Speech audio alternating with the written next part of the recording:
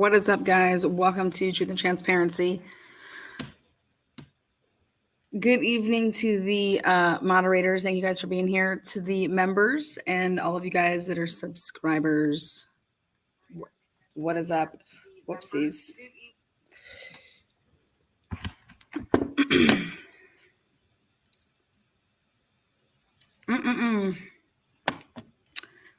Hope you guys are having a great Thursday. We're going to start this live off with a video, a homemade video. Never been seen before, so it's a new take. Justice for Lana's tree, all day, every day. New member here, awesome. Welcome. What is it there, Sarah? What is up? Welcome, Sarah. Thank you for becoming a new member. Oh my God, yep, today is 420. What'd you guys do at 420 on 420? I don't smoke weed, so hopefully those of you guys that do, cheers. Here we go. Again, thank you guys for being here. Tonight's episode is called the Cartel episode. I think you guys are going to enjoy this clip, this video, and then we can chat. So I know that a lot of people have been asking for this episode. I think it was worth the wait, but I'm biased. What is up, Annie? Annie Potts. Did you get some pot today?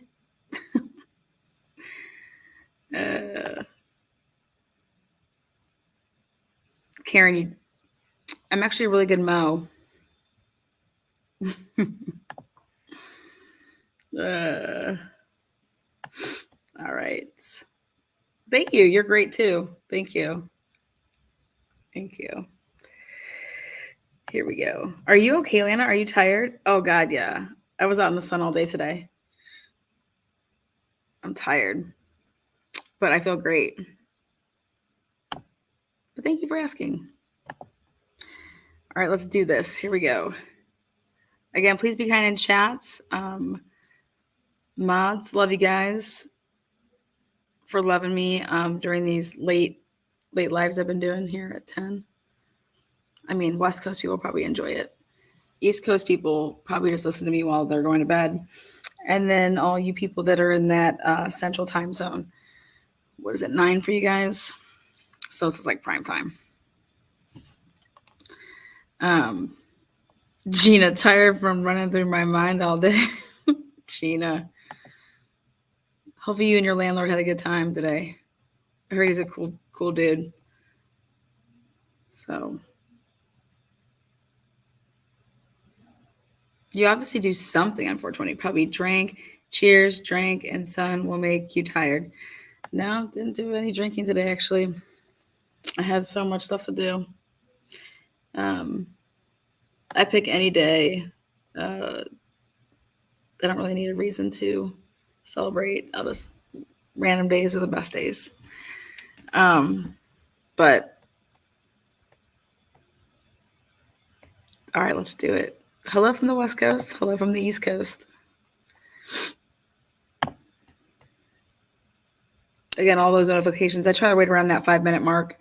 That way, everybody's notification clicks in and we can do it. I think we skipped sleep one night on live. You guys had to take us back to the college days. You guys ever pull an all-nighter? Actually, I think it was last Thursday to be exact. So I think it was like a week ago. So we should be perfectly rejuvenated from that. So, all right, here we go.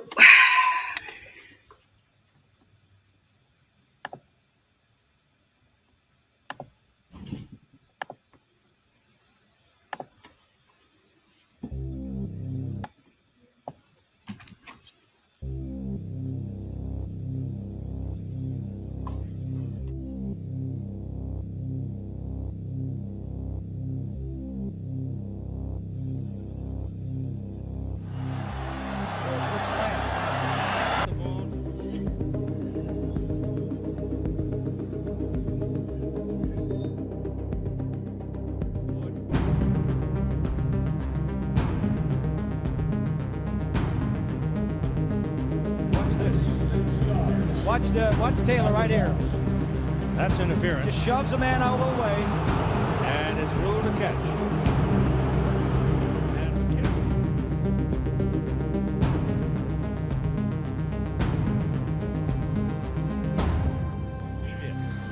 Not bad.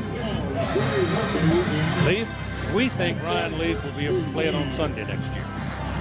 We haven't had anybody tell us that, but it doesn't take a whole lot of thinking to figure out that's where he's going. They're good friends, these two. Mike Price calls it a partnership.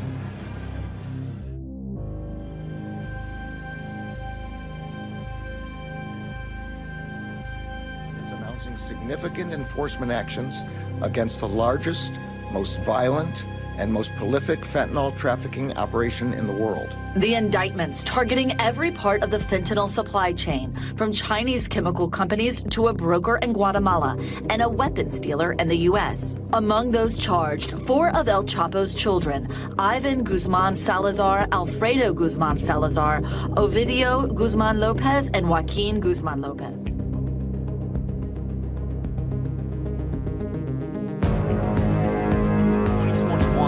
The DEA has seized more than 9.5 million counterfeit pills laced with opioids nationally. Idaho State Police reporting more than 28,000 fentanyl pill seizures across the state.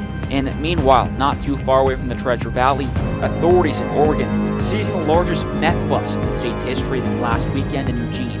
If you don't think they're coming to this area, you're absolutely crazy. This dangerous and oftentimes threatening situation is hitting closer and closer to home for Donahue. You know, within the last 3 months, I've had 4 officers be exposed to fentanyl, and all of them actually were in the jail during the intake process when people had these dangerous drugs on them. As time goes on, Donahue says this drug crisis is in direct correlation with other crimes like human trafficking and gang violence.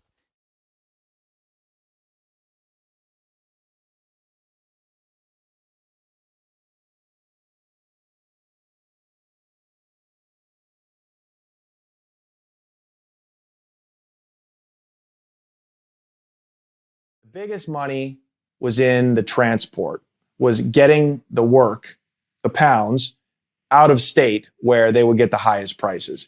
It's like selling cocaine in Colombia. It's extremely difficult, I'm sure, to make money selling retail bags of Coke in Colombia because it's just simply too cheap. I remember buying Coke myself when I was living in Colombia. I was in Cali. I bought a bag of 100% pure Coke for like 10 pesos, which is like $1.50 American. So it's extremely difficult to make a living that way. As we know, the cartels make their money by shipping overseas, right? So a kilo of Coke wholesale in Medellin costs 2,000 bucks. In LA, that'll cost you 30 grand.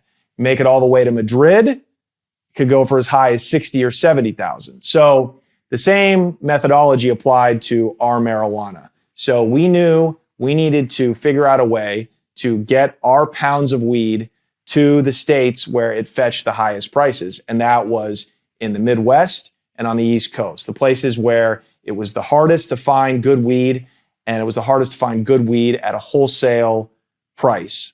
So let's explain how we did it. So the first thing you got to do is go pick up the shit from the connect, the grower. We used 2 or 3 different growers at one time, and that was always good to have a couple of different guys who you could play different prices off of, right? Or if one guy was dry, didn't have any product, you could go to another guy.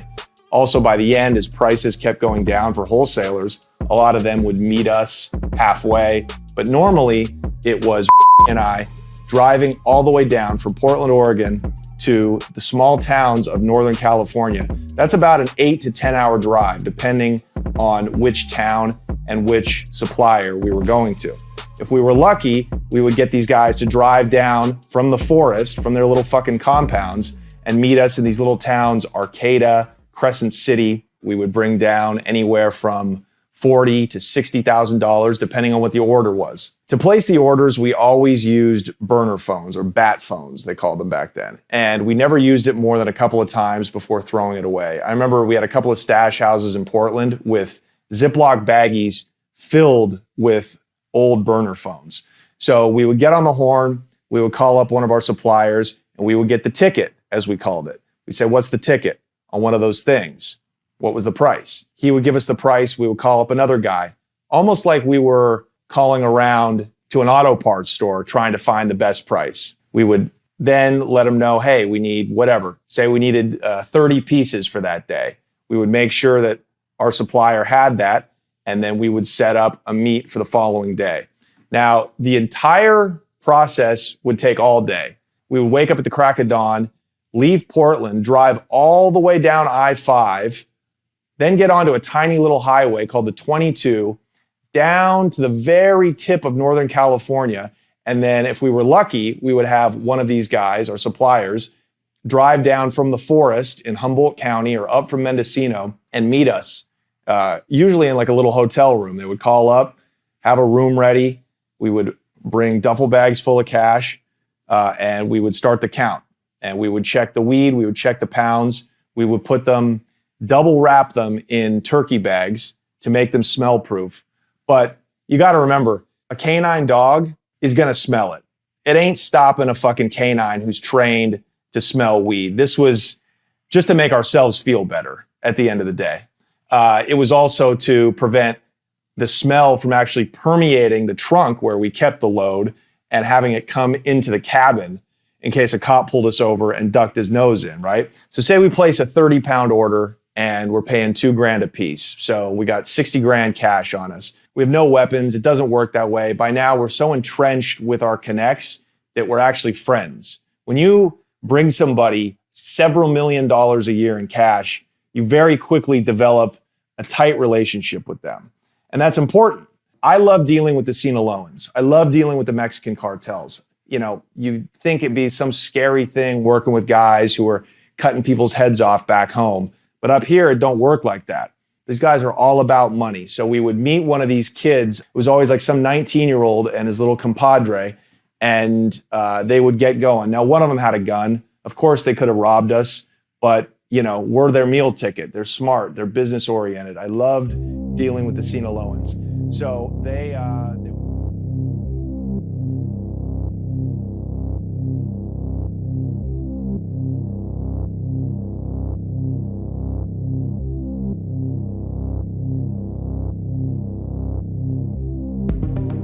In order to make it in business, you must have clients, customers.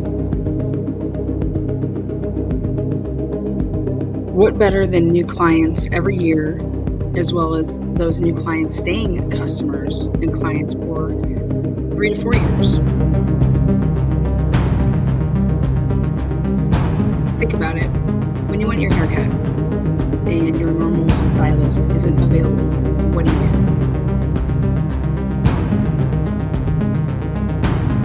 You ask your friends, who they get their haircut by.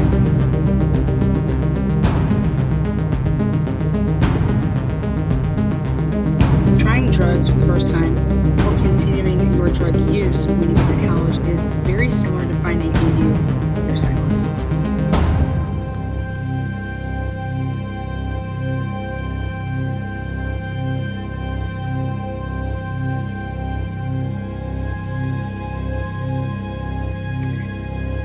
Think about if you were in a frat and you bought your drugs from a frat guy that was not associated with your frat versus a frat guy that was actually like in your frat. Are there rules? Are there codes? Where's the after party? Where can I get some weed? Where can I get some coke? Where can I get some pills? Oh, let me ask so and so. I think so-and-so's boyfriend sells it. Or their roommates do, or something like that. We'll just go over there. Do you think that the University of Idaho has rules based on what fraternity or sorority you belong to? That means that you buy your stuff from a certain person. Because you're from practitioner. Well, these are rules about X, Y, and Z. This is who we deal with. Who would have to our business this way?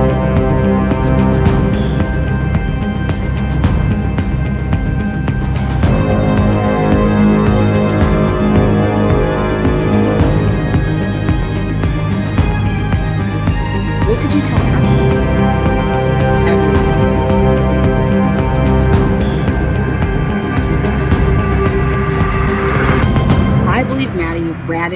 someone out to Adam and told him everything about the stuff that was going down. Yes, drugs, money related, possibly EcoShield related. What if you witnessed someone cutting someone's product? And that is what you told Adam. Middlemen, middlewomen, they're the ones who cut the product to make more money. They cut it with all kinds of things.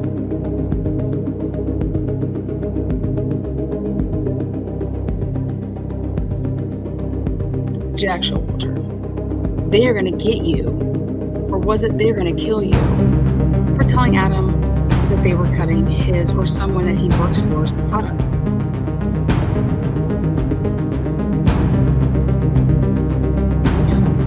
Oh, they're gonna get you, or they're gonna kill you. It can be, kill, get. Girls also self-report too. Did Maddie confront anyone at the house that night when she came home by saying, "Hey, I saw you cutting Adam's shit again, and I told you if you did it again, I was telling him, and hey, I told him I."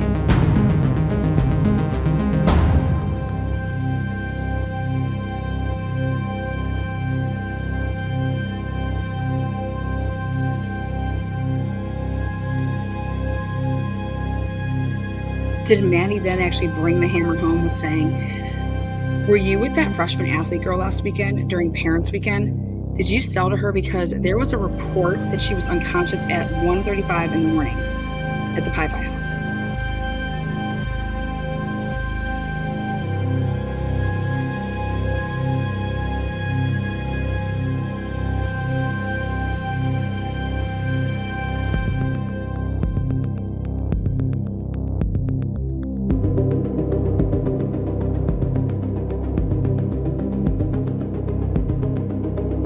This is a Home Team Productions. Welcome to the Transparency. Your live begins in moments.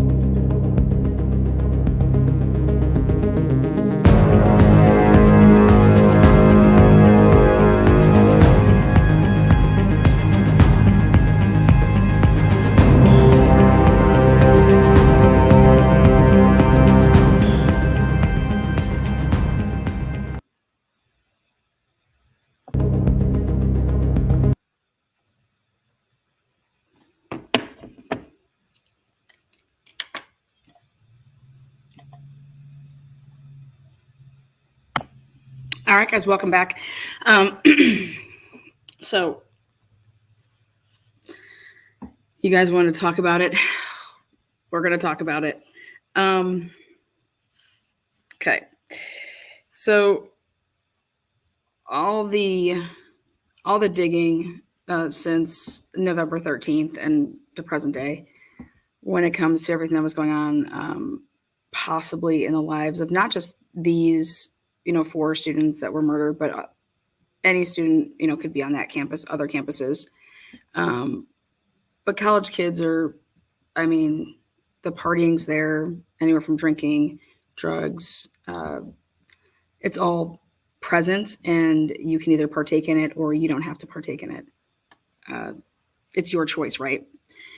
Well, I started thinking about it, and as much as you think that's your choice, and you could just be like, no, I'm not going to do that, blah, blah, blah. With a choice, though, if you were to do it, does that choice really become your choice who you buy from? Meaning, if I was in a sorority and they said to me, because I was like, oh, hey, who we hanging out with this weekend, or what are we doing, or blah, blah. Okay, well, are we like, where can we get our shit from? Like, you guys all talk to each other. You guys all, like, this is secret society. So trust me, you guys are going to be talking about stuff like this, as far as where are we going to get our beer, where are we going to get our Trulies, but where are we going to get our weed, where are we going to get pills, whatever. So that got me to thinking about territorial, because everything that does with drugs is territorial. And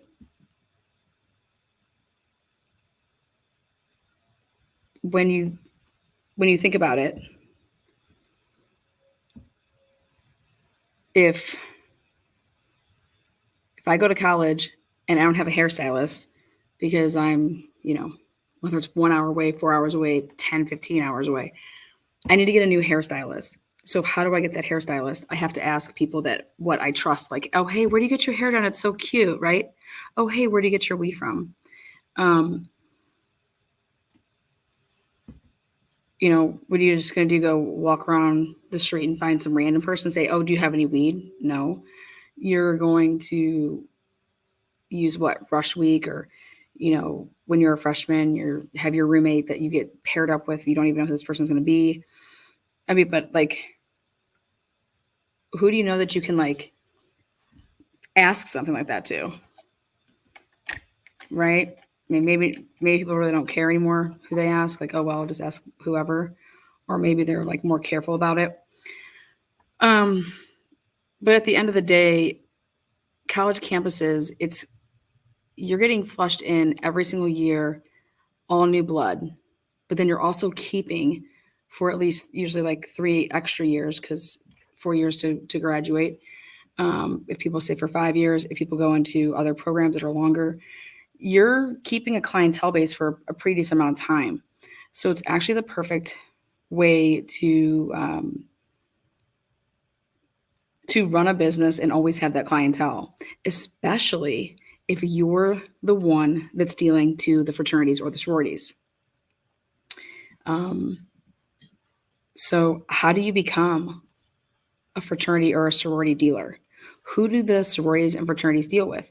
And we're just going to already throw this out. If anybody's out there going to say, oh, they don't deal with anybody, there's no drugs. Okay, well, that's just not true. There are drugs. Statistics doesn't lie. There's drugs.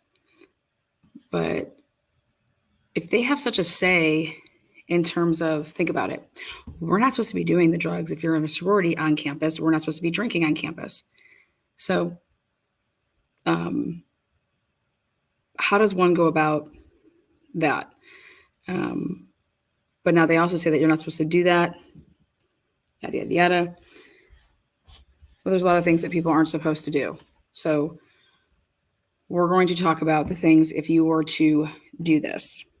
How does this all happen? And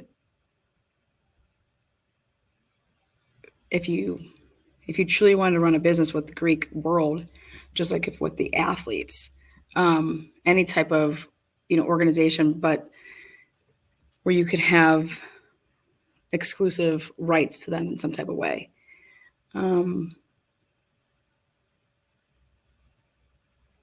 It started to make more sense to me how I think that would all play out.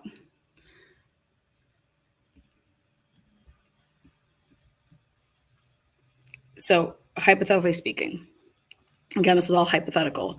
This is for the ones that want to talk about the drug aspect of this cartel. I personally don't even want to say the word cartel. I just rather say the drug aspect of it, because at the end of the day, when you're talking about drugs, there's a drug dealer. Okay. But every drug dealer, unless you are the person that is literally the grower, the producer, the manufacturer, you're buying it from somewhere.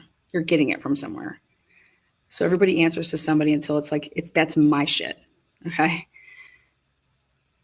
So in order to make more money, what I've been noticing on this campus and campuses all over is, hey, fentanyl, fentanyl, fentanyl, right? Now, who in their right mind would want to kill off their own clientele? Think about this.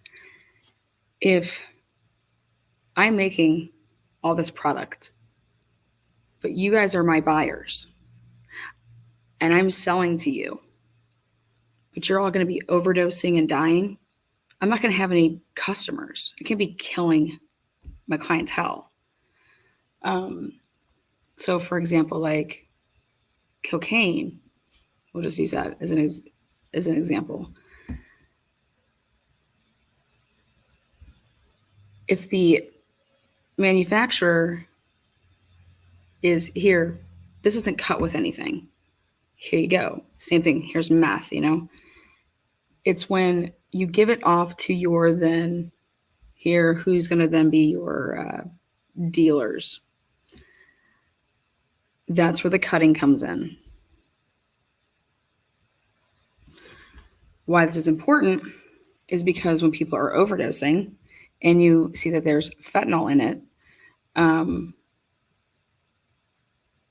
that's what's going to lead to a quicker overdose, death, especially if people are getting it that haven't partied like that before and they don't have a tolerance. But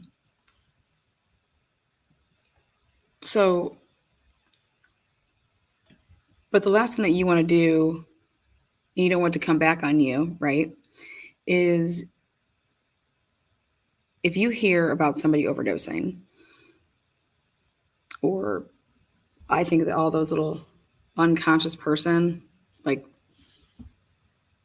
very sus. I think the majority of those are people, police responding, and they're calling EMT. And I think it has, at the time of night, I think it definitely has something to do with in an OD type of situation. Again, you have your right to your opinion on that, but look at all the reports, look at the times, and look where the phone calls are being made from. So, with that said, let's hypothetically say that Bob, he's the man on campus, and all the fraternities, half of them get from Bob and half of them get from Mark, because it's territorial. Like, I have these 13, you have those 13, there's 26, sororities, fraternities, whatever. And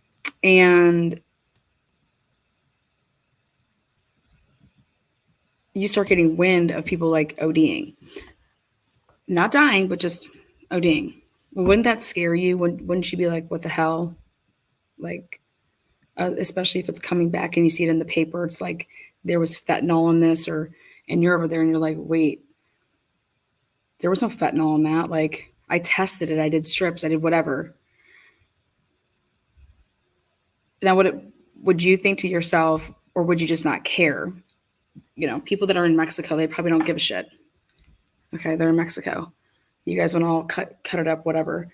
But on a smaller scale, if I'm Bob and I just have my buddies that are selling this for me, okay, as well as I'm selling it, so it's me and my buddies, but we obviously have somebody that's bigger, and then they have somebody that's the big. In order for us to make more money, we think we get this great idea that, hey, we're going to cut all this and put this in it and that in it, whatever. But Bob doesn't know that you guys are doing this. And then here comes this girl that gets real shitty with Bob and says, hey, what the F is going on? I saw so-and-so and so-and-so. They were doing this, this, and this. They were cutting this. They were doing this. And then so-and-so OD'd, blah, blah, blah. What the hell? And they just rat out the system in terms of someone tells on your friends and comes to you and says that this is what they're doing. And let's even say that they record it. They take a video recording of it as proof. Or possibly this person says, those are my friends, and I'm telling on them. This is enough, whatever. Would that be problematic? But would it trigger something that happened so quickly that she tells that to Adam and then within hours she would be, killed? No, I don't think so. But I think that if it was something that was going on and that there was words being said prior to, over the course of weeks and stuff like that, and then boom, it all came to a head.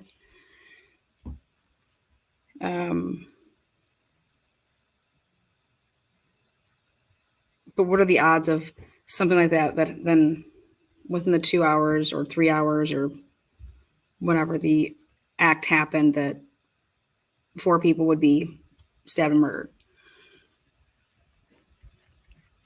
So I started thinking about, you know,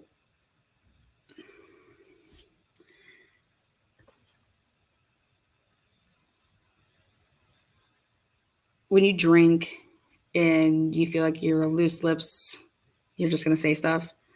We all know that Maddie was drinking and did whatever she tell Adam transfer into that house that night. Is it possible? And then with what was said then that night when she got back to the house, did that then, everybody likes to, grab their phone and play telephone and, oh my God, you're not going to believe what happened when, Maddie came home. She started saying blah, blah, blah. So she starts, saying this. Somebody that was in that house, not even that it had to be a roommate, but just whoever was in that house, they're repeating it. Because everybody knows that those girls would go out and they would come back to that house and there would be a house full of people. Go back and look at the body cams. Like that's normal. Like those girls would go out to the bars and that they weren't there and there was still a party at their house. Because think about it. They're the older ones. Maddie, Kaylee, they're the older ones. They're going to be running it. So if younger people are doing stupid shit and you see them, are you going to say something about it? Or to me, that's the only relevant thing that I think that Maddie could tell Adam that would be relevant. I don't think Maddie telling Adam something like, oh, whoever his girlfriend is cheating on him. I don't think that that's going to send over Sweet Susie to stab her and the other 3 people. But normally when you're doing stuff that would consist of what I just said, like cutting something up or, you're basically, maybe you're not even considering yourself a dealer, but like you're bringing some friends through because, hey, yeah, my boyfriend sells it or his roommates sell it. And so you guys are all coming over to my house because my boyfriend's here and his friends are here. And then you're getting whatever. Okay. Here, I'm going to give you, here's that $80 I owe your boyfriend. Here you go. And you hand it to me. And depending on how these girls operated, and it could even be vice versa. Some of them would be like, oh, thanks. Yeah, I'll give it to him. Or some people could be like, if they're in the dark about it and they don't know about it, then obviously if you handed me $80 and you're telling me that you're buying drugs off of my boyfriend, and I'm like, what the hell are you talking about?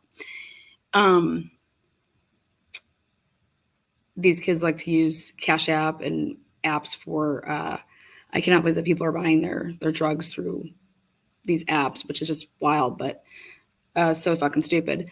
That's what I mean by wild.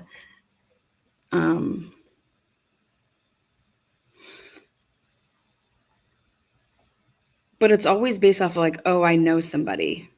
Like, oh, hey, do you have any of like whatever? Or, I mean, how would that go in the sororities? Like, I wasn't a sorority sister. I don't know. And when would it be problematic in terms of, like I said, are there rules? Like, are people supposed to be buying from certain people? Why are you, hey, so none of your friends, all your friends that want all that stuff, like, did they just stop doing drugs? Or, oh no, they're going and they're getting it from somebody else. What do you mean, who? And then they're like, no, you're like, let's say that they find out that they're getting it from, let's just say an athlete. What the hell is an like, no, this is our territory. They can sell to themselves, to like the other athletes, but you're not going to sell to the Greek students. Like, that's us. So is this a thing? And you have to believe that it is, because it's like any other thing. It's a business. To To college kids, it may be recreational, but to the person that's behind it, this is a business. And so you're going to have to answer to, hey, you are buying, 5 pounds off of me. Now you're only buying 2. You're buying 10. Now you're only buying 5. Oh, well, so-and-so, you heard the video. Oh, so-and-so can get it cheaper. So we're going, like, they're paying for it with that. Well, what are they getting? Like, what's, like, give me, like, the, all the information so we can see what's up. Lana, you have all the information already. Landlord houses, Emma Bailey. It's way more than that, honey. It's funny that you just think that it's that.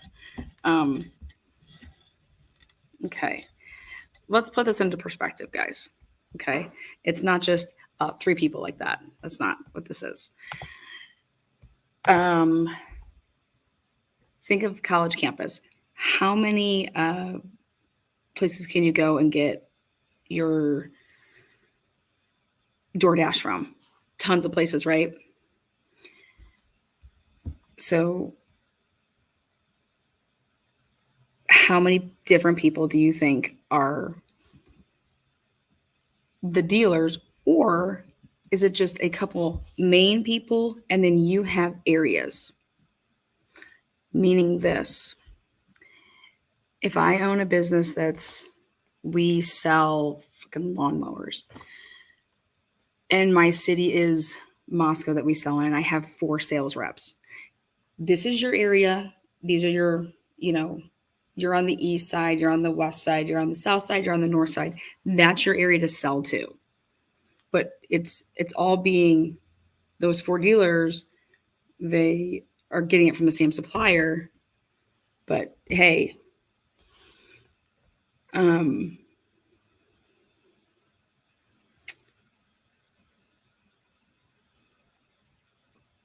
but something had to have happened. Okay. Something had to have happened that was totally messing up the game. Okay. Meaning this.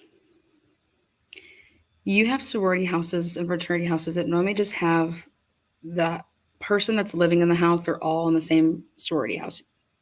That's what I've noticed. But then this year, you have this house, this 1122 King, that it went from being all the Pi Phi girls to the only one that stayed because people graduated was Maddie. And then she basically had to fill this house or move out, because what are you going to do? Pay $2,500 or however much it is a month yourself? No. So what happens here? Kaylee moves in. Then 2 girls that are supposed to, like, when I say supposed to, like, it's just part of the journey. Dylan and Bethany are supposed to be staying in the sorority house because they're sophomores. Okay. And in order to make it in business, guys, you have to have clientele. Whatever it is that you're selling, if you're selling freaking, I don't know, dog like collars, you better know people with dogs, or you're not going to be in business. So Bethany and, Dylan, they're sophomores, like, how many people can they really know, right? Or know well. But when you have older people, then, like, they know more people because they've been around for a while. But everything to kick off this 2022 school year, it was so out of the norm of what was customary over there. It was known as a party house, but it was known as a sorority house of, like, okay, what sorority are these girls in, type of thing. Well, here you have, okay, we don't even know if they were in the sorority still, technically. We don't know if they left on their own accord, if they got kicked out, if they were, whatever the case may be. But the 2 sophomores, they were in the sorority and active. And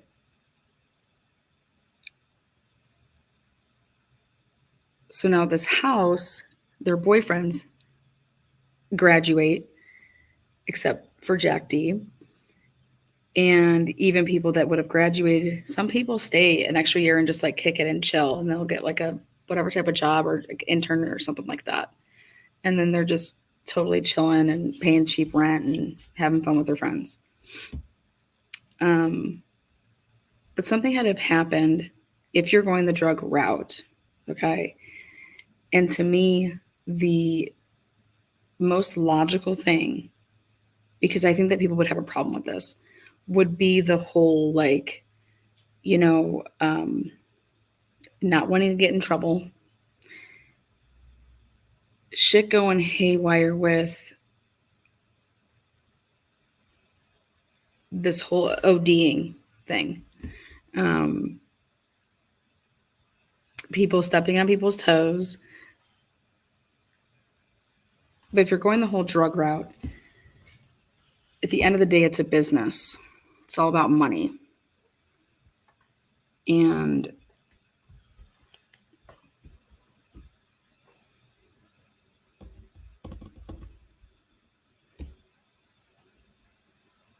do I really think that everybody in that house were drug mules? Absolutely not. No, I don't. No, I don't. No.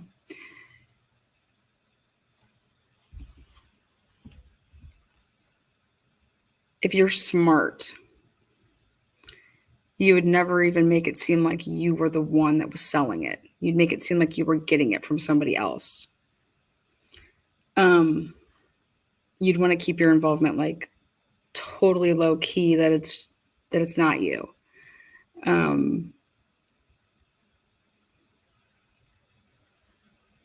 You'd almost pretend, in a sense, that it wasn't you.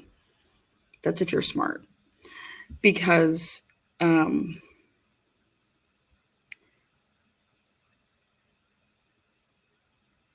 don't even know you don't know these people. The school year just started. You're the juniors and seniors. Well, actually, they were seniors, and you're having freshmen over your house. You don't know them. You have sophomores over. You don't know them. But someone's vouching for them, right? To get something from you, or if you want to get some party stuff, or you want to get some pills, where do you go to get this? Where do you guys go to get this? You're telling me that you drive to Seattle, Washington to go get some drugs? No, why? When it's right there.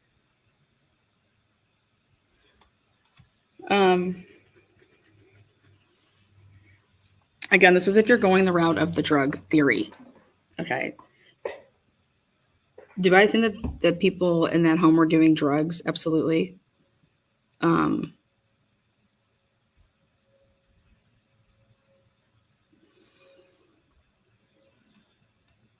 The number one thing that the police went after was all this financials for all these people. I think that's interesting, because if this was like a crime of like passion, that's not money motivated. It's a crime of passion.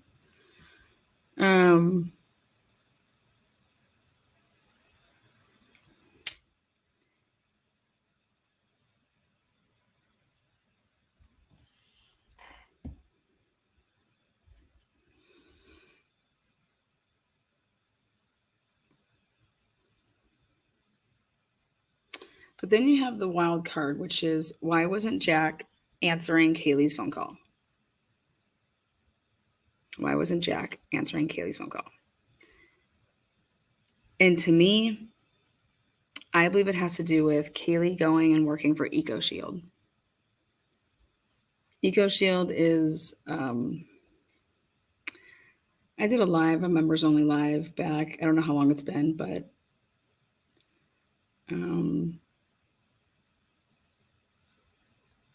if you thought people were dirtbags and like you didn't really like certain people and you thought they were into certain things and it was just bad news, I wouldn't want my boyfriend or girlfriend to, like, I remember back in high school, kid I dated, he was doing landscaping for these guys in the summer.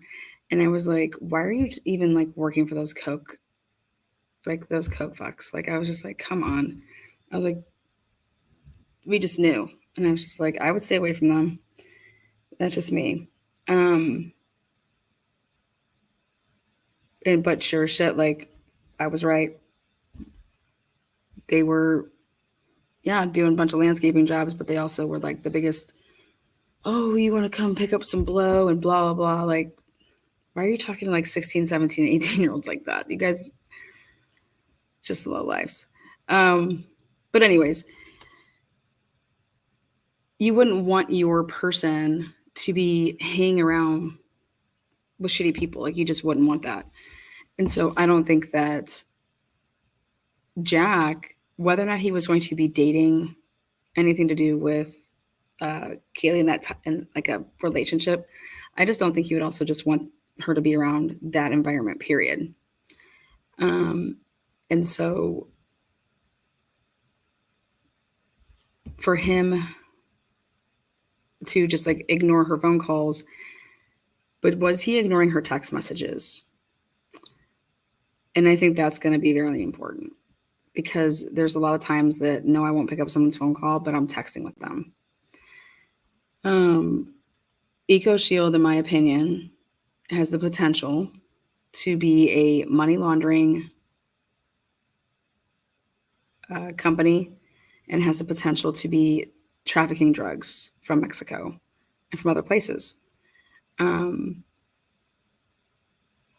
EcoShield is a company that was made.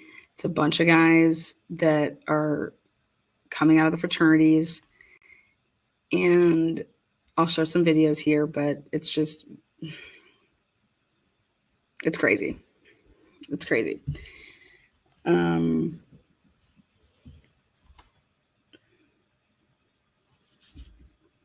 I know that Olivia said something weird about Kaylee's the LinkedIn. I think that that's super weird, because I think that LinkedIn has links and ties to the people with EcoShield, and that wherever she was going to be going and doing her internship, it was part of that. Again, this is just my personal opinion based off of everything that I've done research-wise.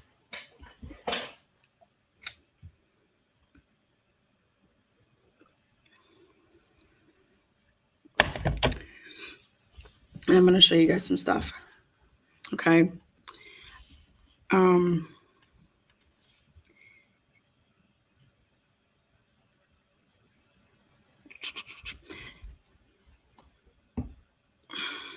When Kaylee's friend was interviewed that was going to allegedly Austin with her, she was a school teacher, and she had to wait till the end of the school year, so like June, to move to Austin. They decided on Austin, and they were deciding on a couple different cities until they picked Austin. Okay. It wasn't like, we're going to Austin. That's not what happened. They were looking at San Diego.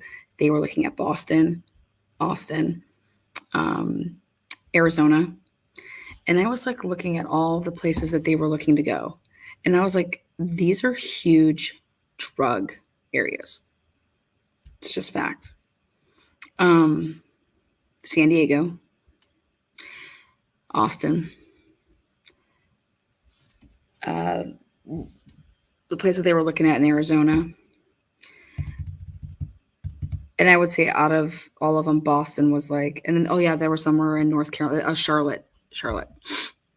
And so they're going to Austin. And this girl had to wait until June. Okay. But Kaylee put out a thing that she said that she was looking to move there and have a roommate for February, March, April, May, June. Yeah, Jax. Have a popsicle and then go to bed. Yeah. On my phone. Yeah, I got you.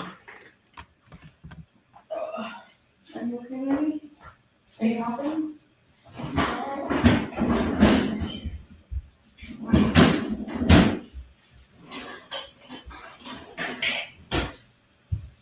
You got it?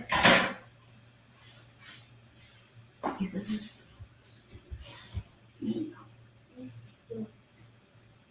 no. want some extra medicine? Okay.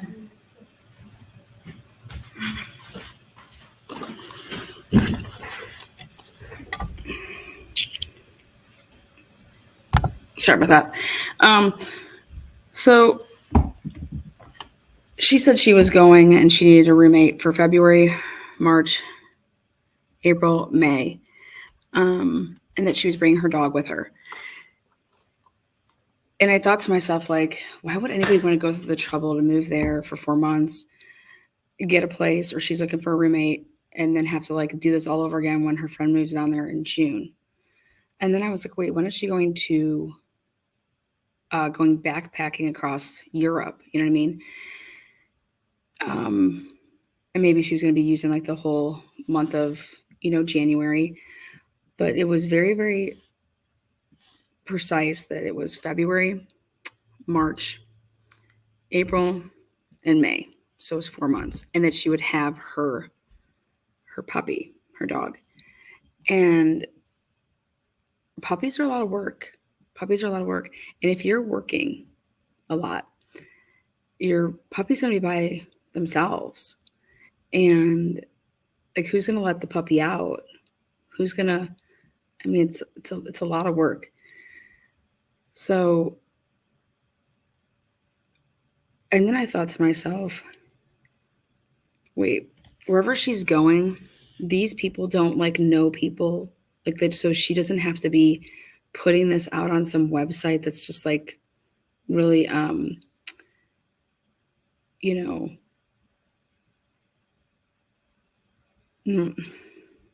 don't ever want to use social media to make yourself, I think that Kaylee's smart. So like, she wouldn't want to put it out there and have her whole first name and last name out there. And for like, the pervs, the sickos. So why aren't these guys or these girls or whoever she's working for, why aren't they saying anything like, oh, we know a bunch of people, or here we can also help and ask around, that you would just like throw your name in some hat like this? When I mean throw your name in some hat like this, that you would go and put that ad out there, and that you were looking for this roommate just for like, it's like almost like a sublet,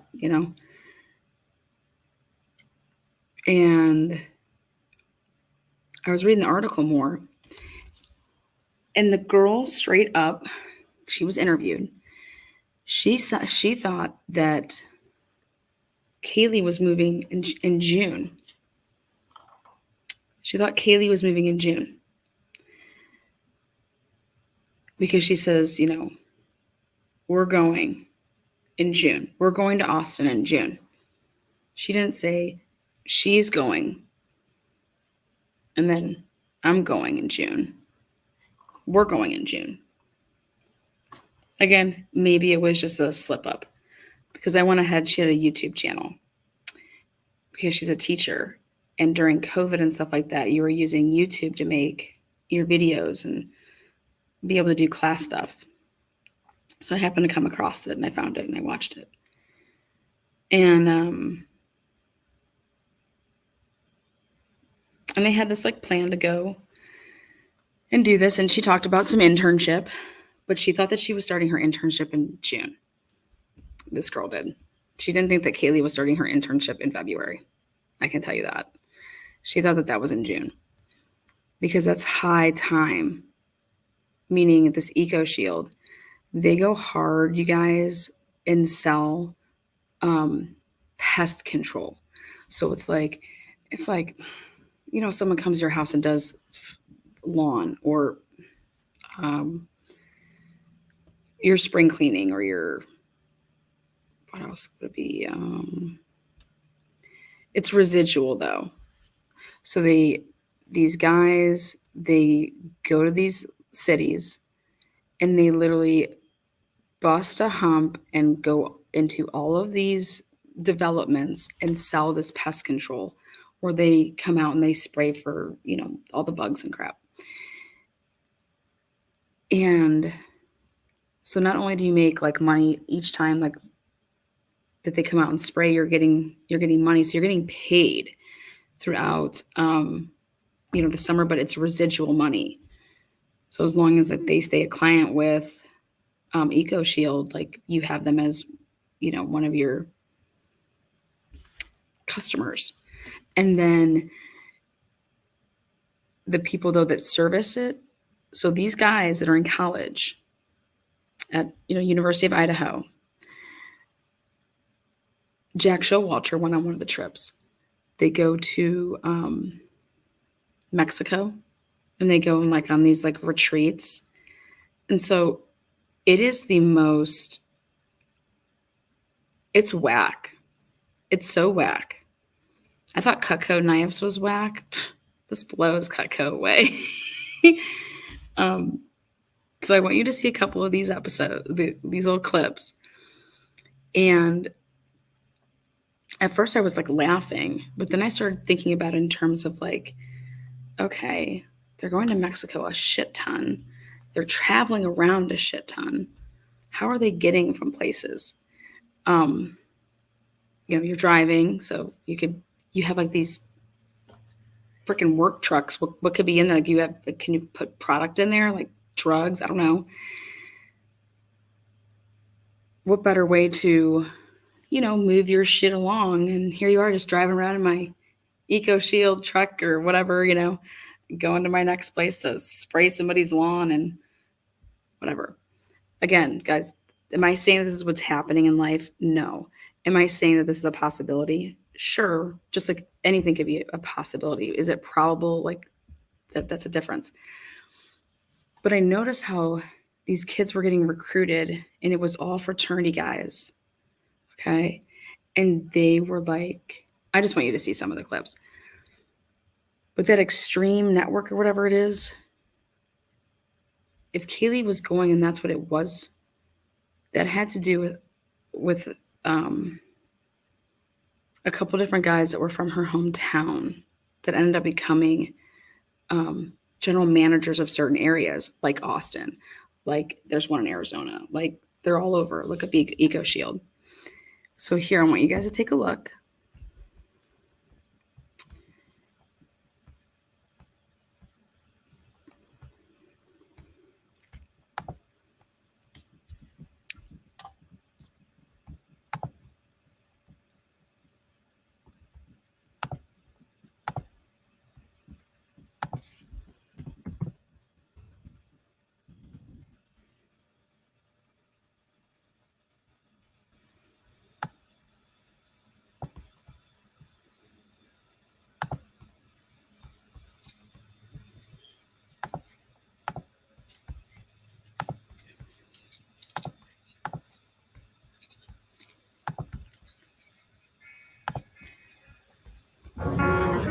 They ain't getting nothing from me. I did some things and getting nothing from me. All right. Day one, man. Day one, man. Tampa shit first trip. They ain't getting nothing from me. I did some things and getting. Would you love me if I was down and out? Would you still have love for me? I got some fingers confusing. I got some niggas who sent us like essays. I put on their names in my music. Top five. Company top five shit. I mean, we'll be back in another 2 weeks. And then it'll be go time right after that. Let's get it. We're coming for everything. See y'all soon. Money bags. Top five. K boys. 10K weeks for the guys. Yo, gang. Second blitz is over. 10K boys. 10K weeks for the guys. Me and Keith still, top five? Top five. Company top five shit. I mean, we'll be back in another 2 weeks. And then it'll be go time right after that. Let's get it. We're coming for everything. See y'all soon. Money bags. Yeah, man, you already know what's going on. Me and a boy that got a new apartment. Yes, sir. New apartment, man. All the new shit right here. Damn, I was gonna send this to my mom, but whatever, she gonna get it. Had to get the pots and pans. You mean? all that. Vacuum, could we like clean? We cleanly out here. Living room, bedroom, bathroom with a walk-in closet. And the product is still the best though. It's only good in my city because I said so.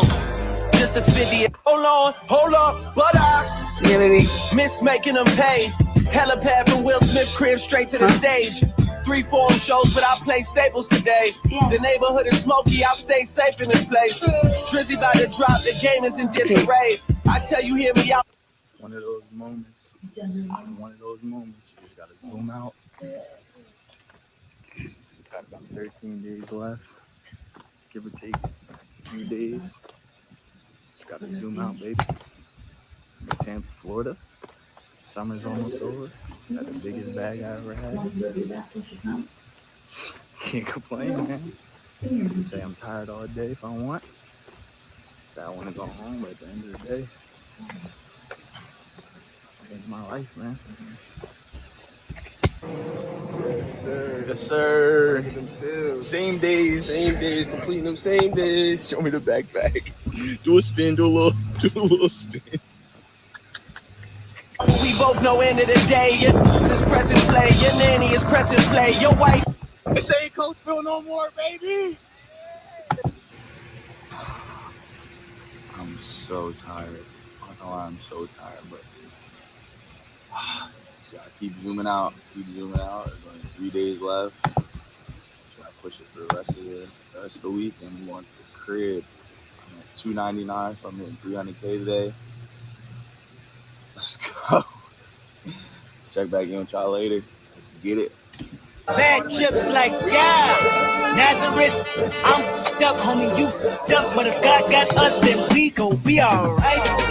We gon' be alright. What I like, Lord knows, 20 of them in my.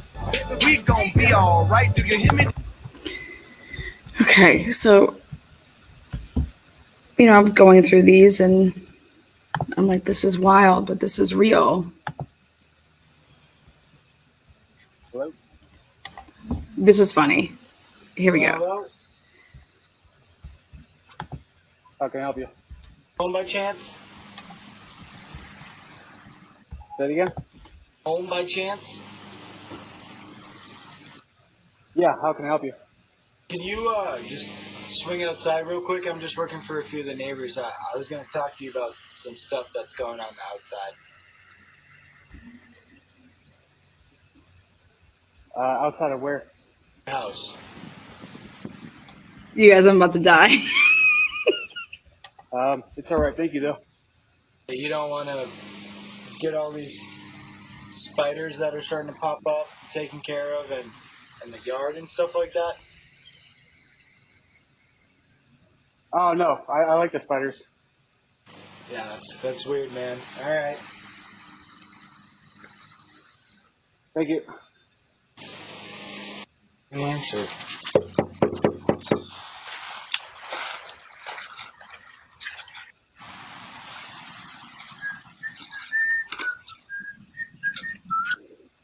Hello?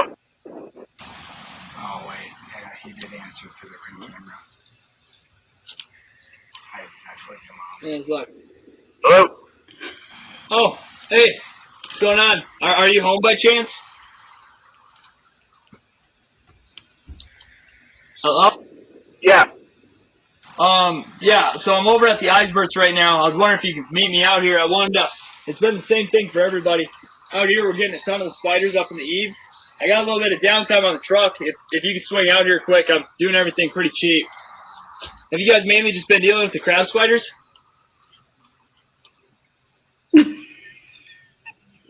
One of your guys already came out. Yeah, I know. That was probably my flyer boy.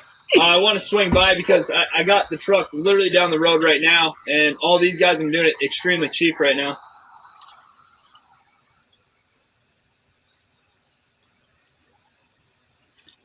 Awesome. Could you guys please get off my property? Yeah. See you later, man. Can you please suck my dick? What? This is insane. Let's see, what other ones did I find?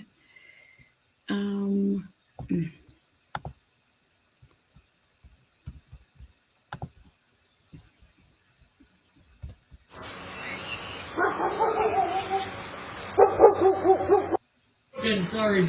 Wait, what? No thing. What do you mean? What's this number again?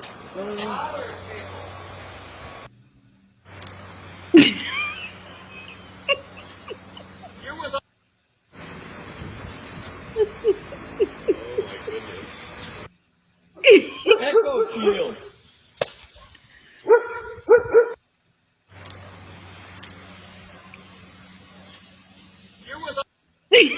Echo Shield. He went hunting him. Oh my god. It gets better.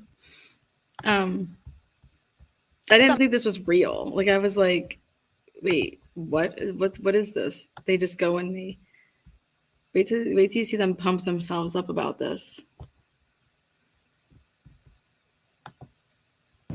It's been about 10 years since the summer of 2006 when I first sold pest control door to door, and there are a few things that you should know as a homeowner. No, it's not the same. It has to be Ego. There we go.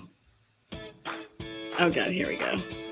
At EcoShield Pest Control, we strive to provide the best service to our customers by going above and beyond what is expected. One of the things that we've kind of set ourselves apart as is not just personal appearance, but also providing a service that is doing extra things without being asked. Whether it be dusting the wheat poles, de-webbing the garage, knocking down mud dauber tubes on the side of the house, doing a wall injection on the inside. We're looking for anything that we can do so we don't have to go back to that house for a reservice. And so the more that we can do on that initial service or on a regular visit, the less time that we have to come back on the customer's request because we missed something. Our trained technicians use green, clean, home-friendly products that will eliminate any unwanted pests. If you have ants, spiders, roaches, or any... You guys, there's Gina. You see Gina? Let me show you guys if you didn't miss her. Here you go. In case you missed her. She got a cameo in here. There she is. There she is. Eliminate any unwanted pests. If you have ants, spiders, roaches, or any kind of pest problems, call EcoShield Pest Control. With a 100% money-back guarantee, your home is in good hands. Schedule now and receive $100 off an annual plan.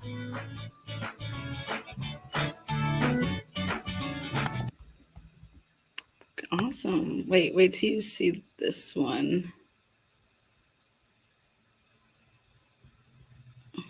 Where do they make their own video?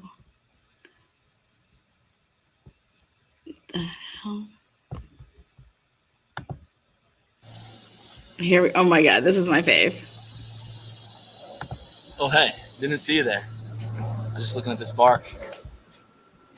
You know, when I was a kid, I didn't want to be a fireman or an astronaut like all the other kids. I wanted to be a herbivore because I love the environment.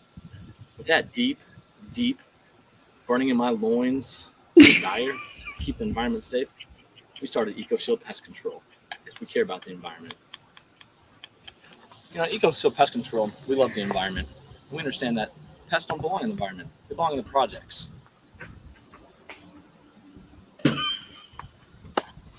You know, our main goal is keeping the environment safe. And so we use the finest organic products out there. They come from a smoke billowing factory in Bangladesh. But there's pictures of flowers all over it, so you know it's safe. We also care about using fuel-efficient vehicles. That's why we use the hybrid Excursion. It's 9 miles to the gallon instead of 7.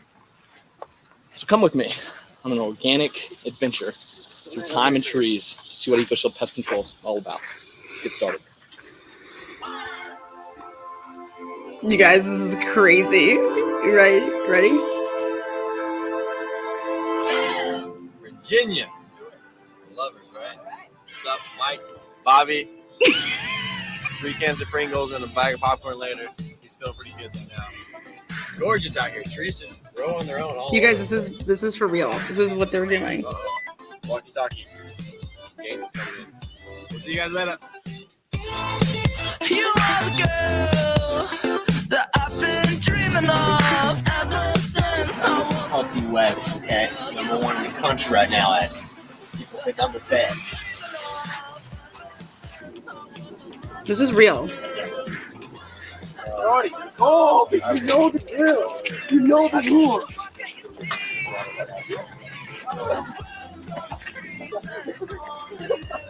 Hi, I'm EcoShield. My name's Colby. Here at EcoShield, we're better than you, and we know it. It's no surprise that right now, I'm #1 in the country. Sometimes my favorite line to use, what do you think the neighbors use? Nothing? No. This.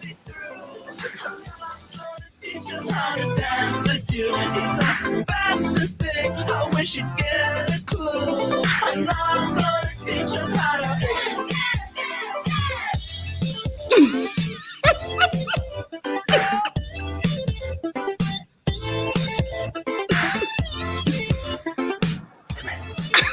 Here in Virginia, koala bears are native. We have a family of 3 here, known for their slow movements. They kill more people than drugs, gangs, drunk driving, and atomic bombs in Virginia. Oh, here it comes. Oh my goodness.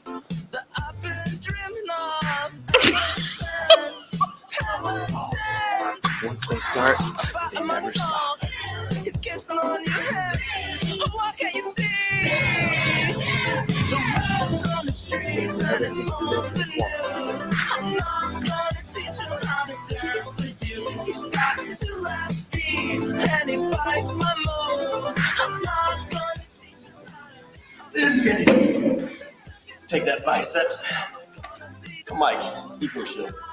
We like to do things naturally here. Soy protein, no deodorant, drink your own urine. We kill bugs.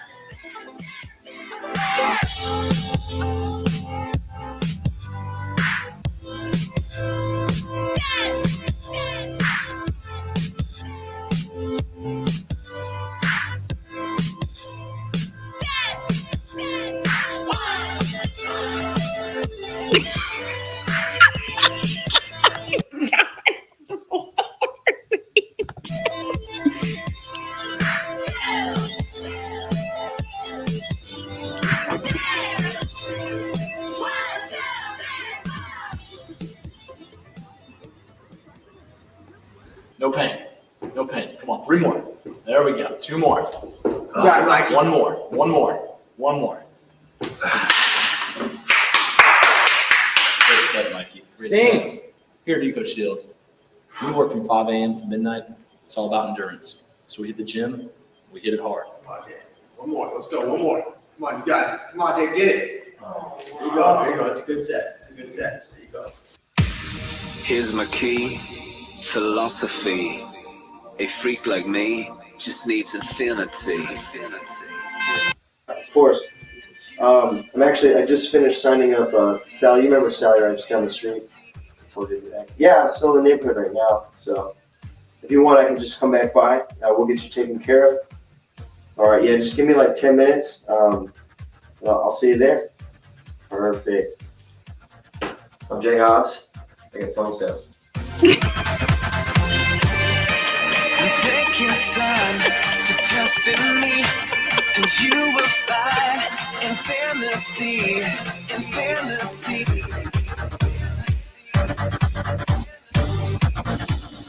I don't care if you're a flaming homo, smoking hot fox. Doesn't matter. I'm signing you up. I'm Puff Butts. I got hair in my balls. I eat tons of Oreos, and I sell pest control.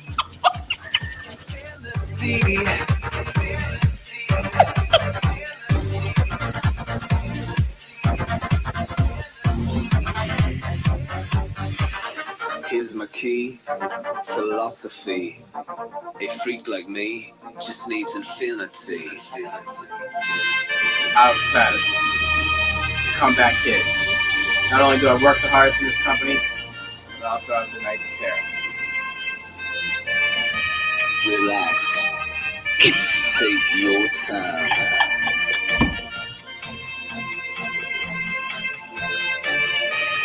Take your time to trust in me. Love it. A hard body. Sign here. Shop.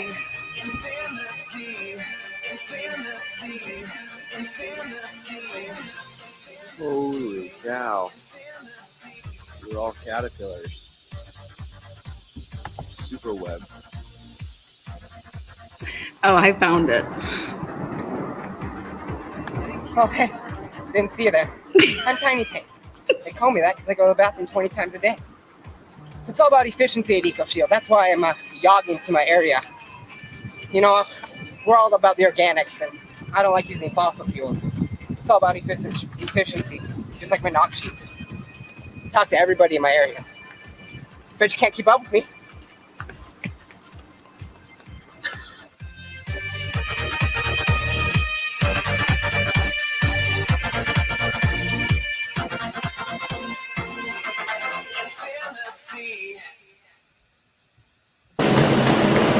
Great work, Colby. Great work.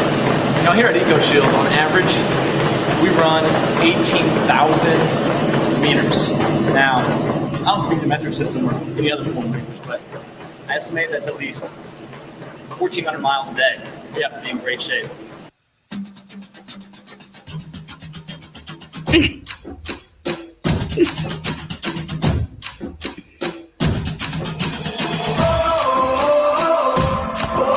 What a bunch of fucking clowns. Hey, I'm EcoShield. I'm EcoShield. I'm EcoShield.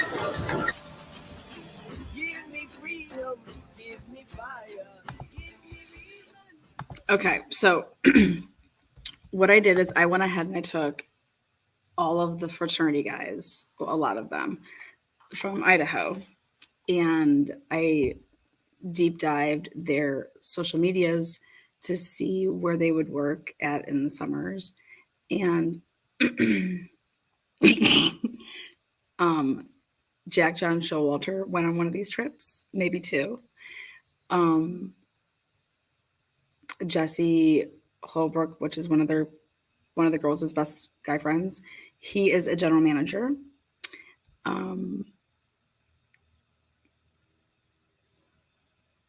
Elijah Shope, he's one of the general managers.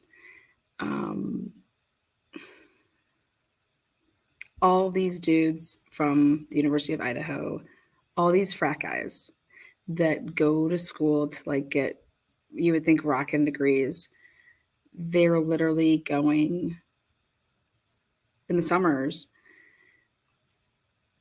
and working for this EcoShield. And so they bust it for like 6 weeks straight, getting all these sales. And then it's, residual income. But then they like start like their own branches and they become like branch managers. And they're always going out of town like every 3 to 4 like months, like Thrive MLM. And they go to like Mexico and they're in Cancun. And these boys, they go from being like little twerps to like pumping iron. And next thing you know, they're all on roids and swinging from ivy and jumping into like, I don't know, rivers. And I was shocked. So much so that when they were talking about the type of money that they were making, I thought it was interesting. But then I started reading the reviews and everyone's like, I mean, you can go read them yourself, but it's a big scam, allegedly, but I don't know. This is what EcoShield is. I want to show you, though, the last one, which is when they do like their rah-rah shishkamba, like, I don't know, they just like all start fist pumping, like there's like a leader and like it's just super weird.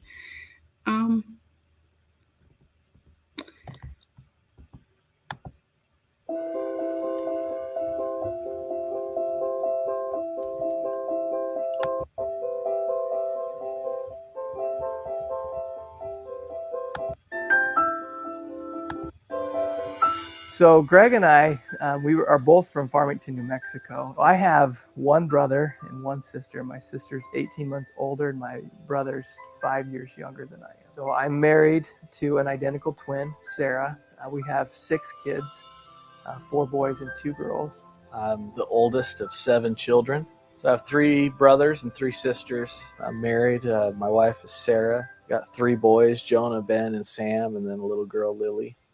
I was trying to earn money in one summer. I needed to try and earn $10,000. I was going to serve a church mission, but I had an older cousin who told me about selling pest control. When I returned home from my mission, I needed to save enough money for college, and so Doug actually told me about selling pest control door-to-door for Terminex. I left on my mission. Greg kept selling pest control. By the time I came home, in college, he had started another company, so I went and sold for him. Ended up being the top rep that summer, and the next summer came back and managed for Greg. So I sold for him in Nashville, Tennessee, and they sold that company off to Terminex. I think that was when I decided, you know what, I'm going to embrace that. I'm going to be the bug man, and I don't have a problem with that. That's when I jumped back into it, and I called up Doug, told him my plan, that I wanted to start it all over and do it bigger and better. And I wanted him to come and be my partner in it. Finally, we decided we'd start EcoShield Pest Control. It was initially Home Shield. We started out east in Virginia. We opened 3 locations. It was Fairfax, Baltimore, and Virginia Beach. But I was living in an apartment at the time. In the back room in the apartment, we came up with the logo. It was just a true startup, from the ground up. When people come to work, we hope that they'll feel excited. We hope that they'll feel a desire to improve.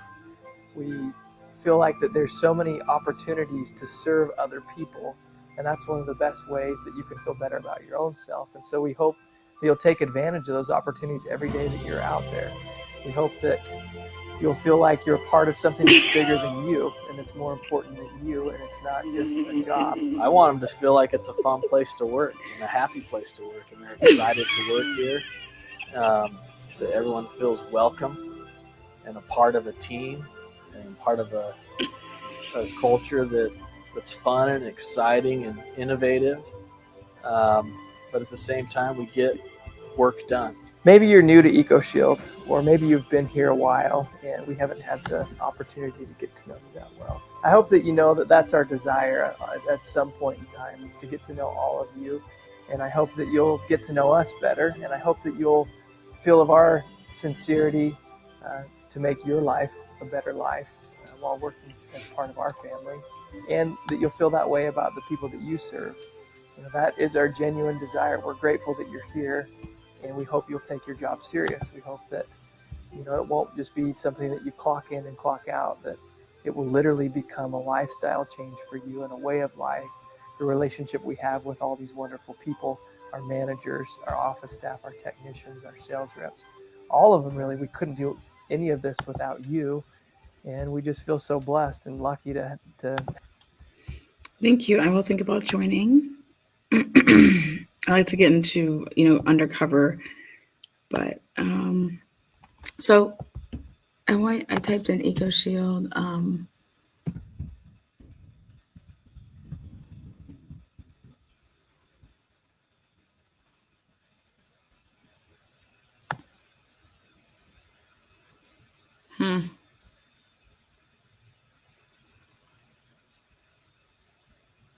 I thought there was one of them in here. Oh,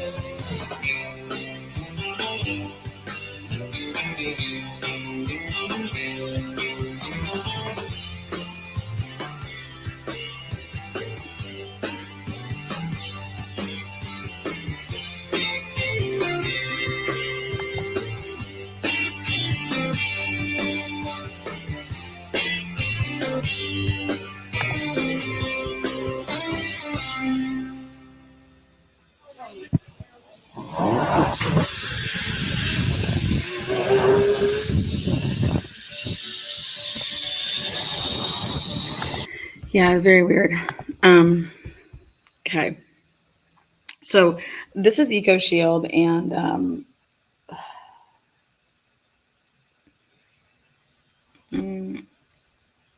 if you venture on Instagram, you can go on Instagram and you can check out what's really going on with Eco Shield, but I don't know. Anyways,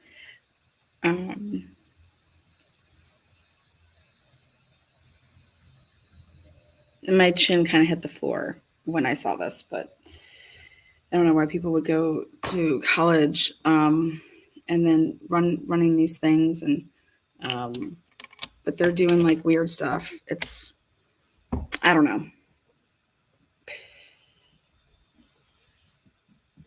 So going back to drugs, we're getting back to the cartel now.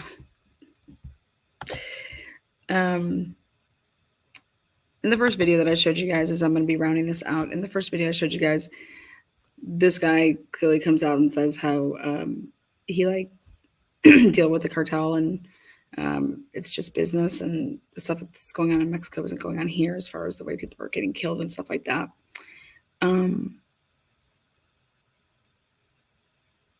But it's just it's business that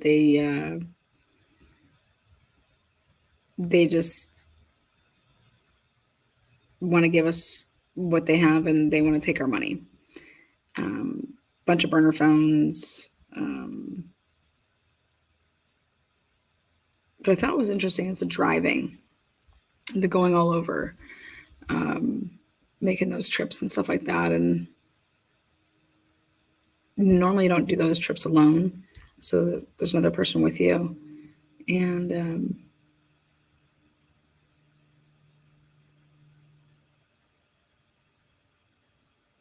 lot of traveling going on in the University of Idaho. A lot of traveling with the people.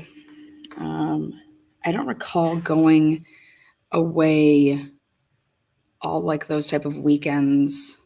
They do a lot of traveling. But then again, I was an athlete, so I couldn't really do that. So you have to ask yourself, did you travel all over like that? I mean, that costs money, especially now, just gas alone.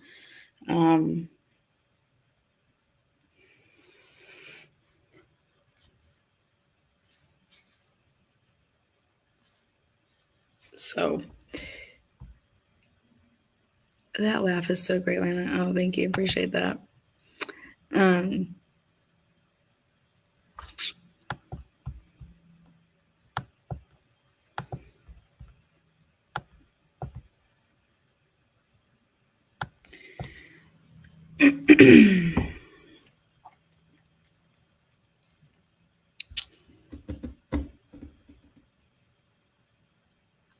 I like to think that you're clearly getting your drugs from somebody within the cartel to have your drugs, but that doesn't mean that the people are dealing with the cartel. The drugs are just the cartel. Like, obviously, like that's their drugs. Like, they're coming across the border, especially if it's certain things.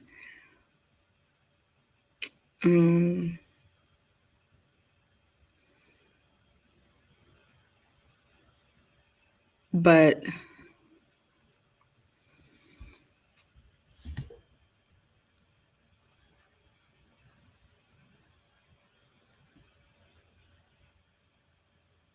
how do you know who to trust? How would you ever bring somebody into an operation to say, oh, hey, do you want to start selling drugs with me? How does that happen? How does that happen? Thank you, Lucy. We appreciate that. And I thought, what better way that those bonds kind of do happen? Secret societies. I couldn't imagine somebody overdosing around me and me not being able to call the police because of my oath that I took with a fraternity or sorority. I can't believe that we wouldn't put somebody in a vehicle and take them to the hospital, even if we just left them at the door of the hospital and drove off.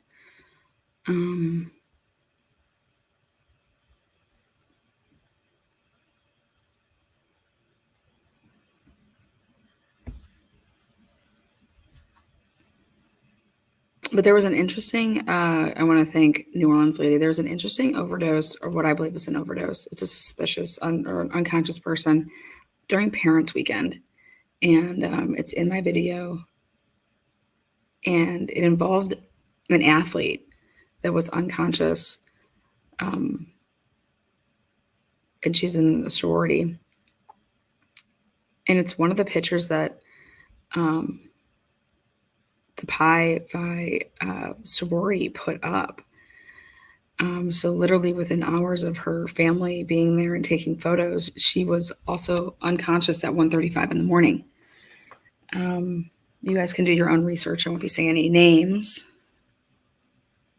But I thought it was interesting because that's the sorority that literally the next weekend had a formal, and that's a sorority that a couple of those girls belong to. So also like to be hanging out with your parents and have a situation happen like that, were people's parents doing like this stuff as well? I know that people can get carried away on parents' weekends, but wow. So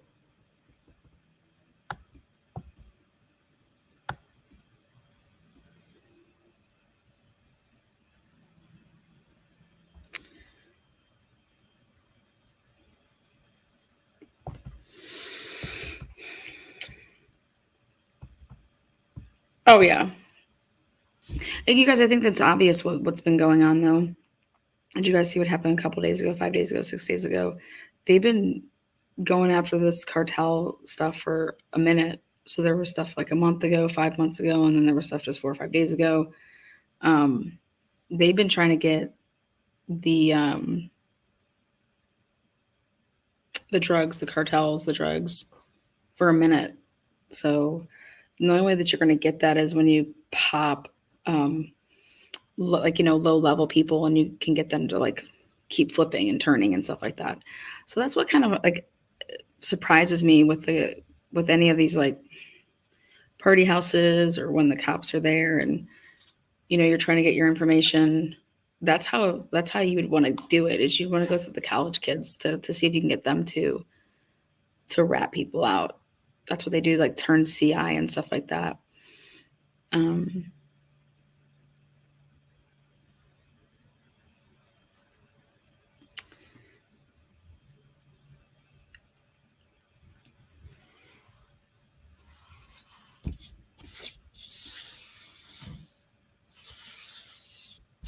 Remember that Brian and Bethany were both pulled over 1 month in Washington in separate vehicles, but in Washington 1 month prior to those murders.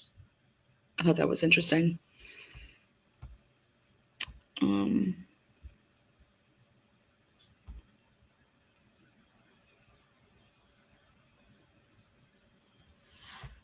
Yeah, there was 4 total, Gina.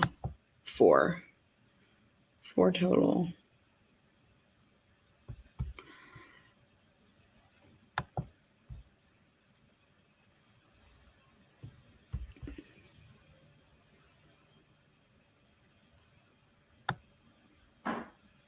Oh yeah, sure. Hit the thumbs up, hit the thumbs down, whatever your cup of tea was for this evening. Yes. Bethany was pulled over because she was following too close. That's why she was pulled over October 14th.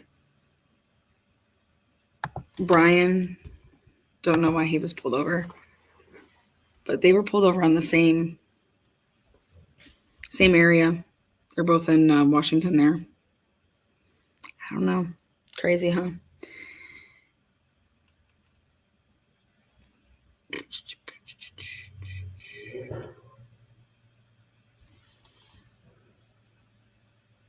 Yeah, BK was pulled over too, if that's what you're asking. So I think in closing,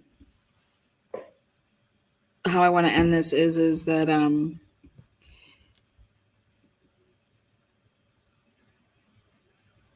as an athlete, okay, we bought all of our stuff from like Jordan one year and then Under Armour one year. And, you know, like we had like, hey, this is who we bought our stuff through. Okay. I believe that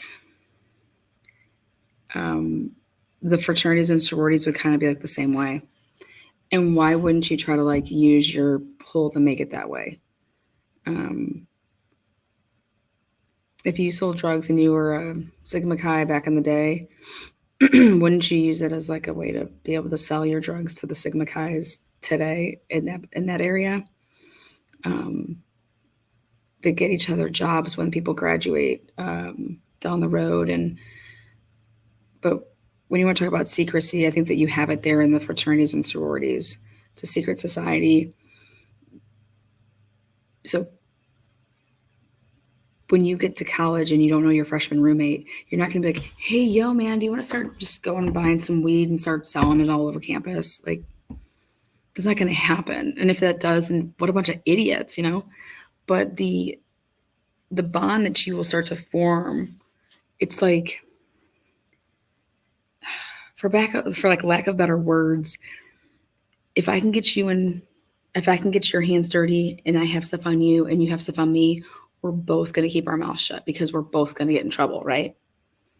So like that's kind of how stuff has to happen. And I do believe that that's what goes on.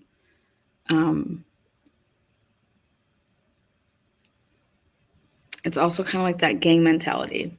That's what they do in gangs. That's like an initiation. And that's how like, well, if you told on me, then you're telling on yourself.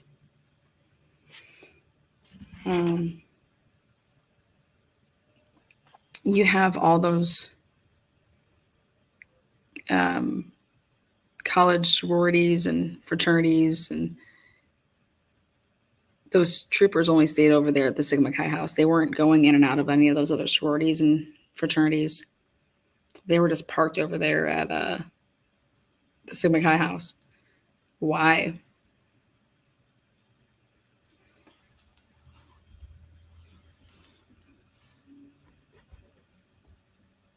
You know, I would love to know who Caden Young was hanging out with the night that he overdosed. Was he only hanging out with,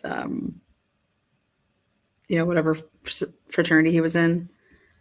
It's like, can't you hang out with other people?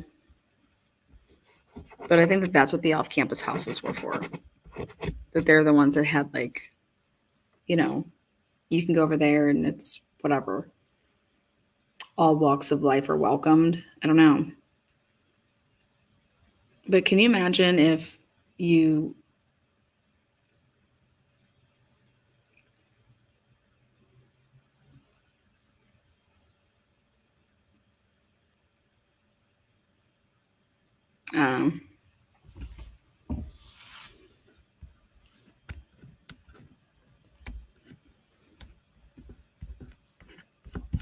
I just think the way that these people would be is if you bought something from somebody else in these fraternities, that they would be petty about it, that they would be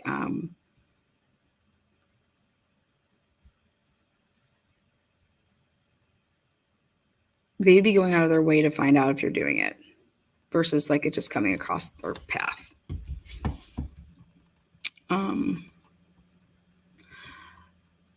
Give me a break. There's no. Who said there was a cartel in Moscow? Oh, thanks.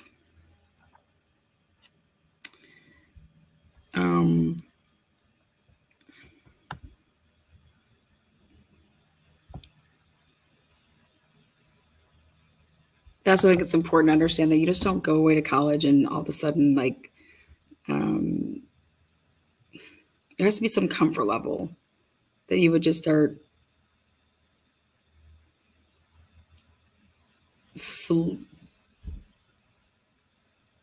selling drugs. Like, how do you think that happens?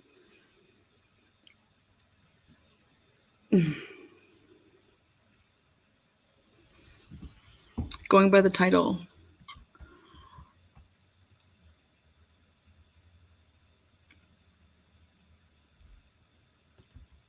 Oh, thank you, Jasmine. Appreciate that.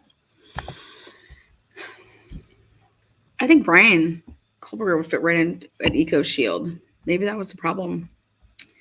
Maybe Brian didn't want to do the Eco Shield.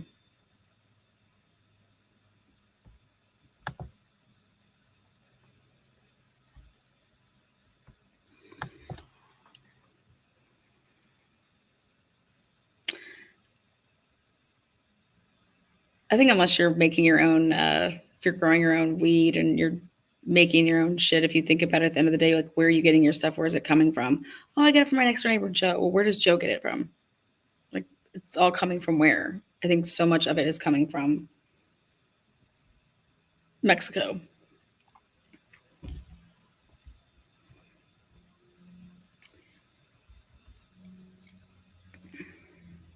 But I keep going back to this, guys, is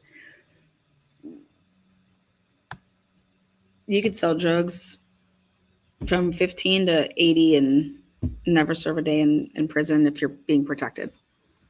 So it's kind of like a basketball game. If the refs are you want to buy the refs. You don't want to like pay the refs to toss the game. They're the ones that control it. Pay the police. They're the ones that can control whether someone's going to get arrested or you're going to get tipped off that you have to get stuff out of a house. And there's only one way that that's all happening, and you have to have a government. Otherwise, you are going to get caught because people are going to give you up because they don't want to go to, jail or prison. And so at the end of the day, if you believe that there's a huge drug ring and 1122 King and other houses around there were involved with drugs, I'm not saying you're wrong or you're right. I'm saying that you better believe that there's going to be some type of law enforcement involved with, that, because I think that it would come out. I think that these people would, 21-year-old girls, oh my God, I can't go to, oh my God, yeah, what do you want to know? I'll tell you whatever you want to hear,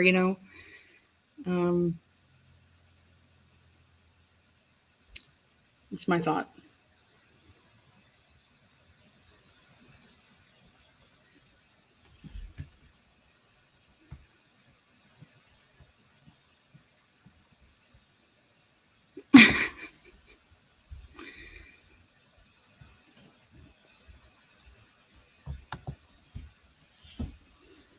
That's funny.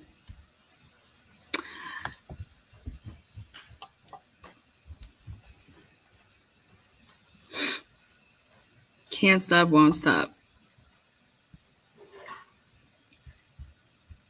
Oh, thank you, Jeremiah. Yeah, go ahead and hit that up there.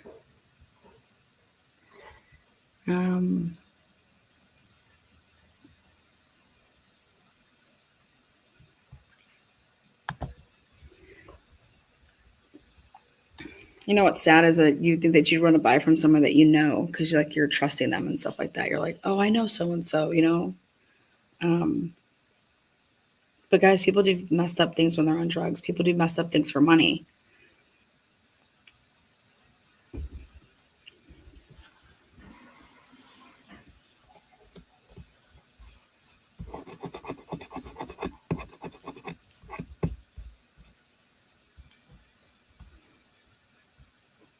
Oh, thank you there. Locals too scared to talk. Everything is on the phones and computers and the bank records. That's for sure. You would think, right? I'm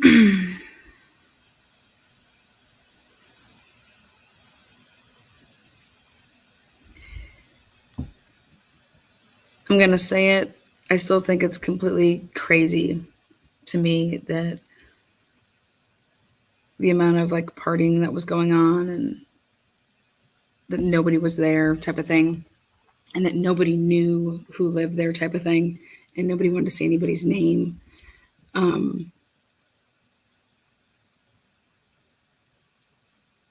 Everybody was so quick not to say that. Like nobody even kind of like slipped to say, oh, so-and-so, so-and-so, everybody knew it's like not to say that.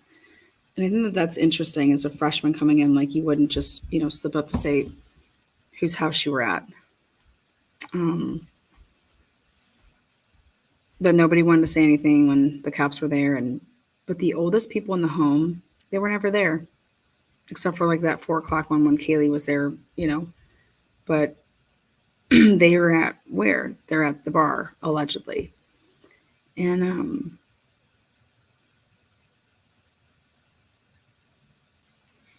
then I thought about it. When I was in college, I didn't go to no bar at 8:30. That was early. Like, we didn't go to the bars that early. We went to the bars later. We'd go at like 10 to 2.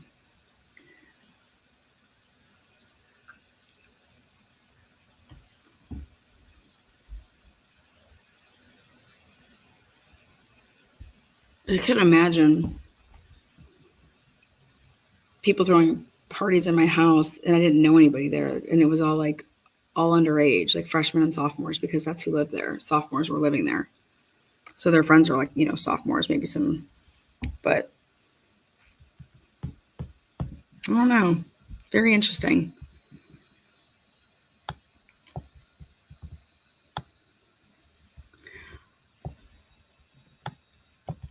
I will say this, though.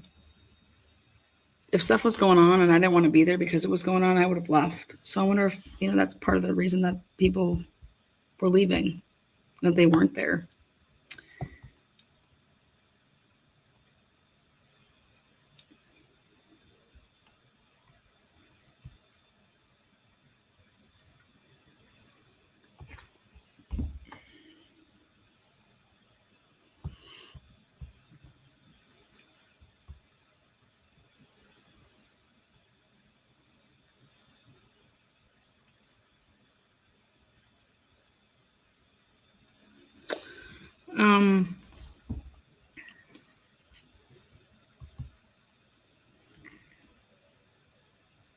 I've never seen it that cops literally are openly admitting how to, hey, just do it like this and be discreet.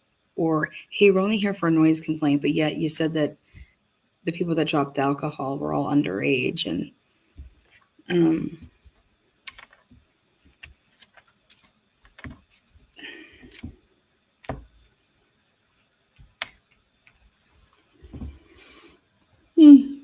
very weird.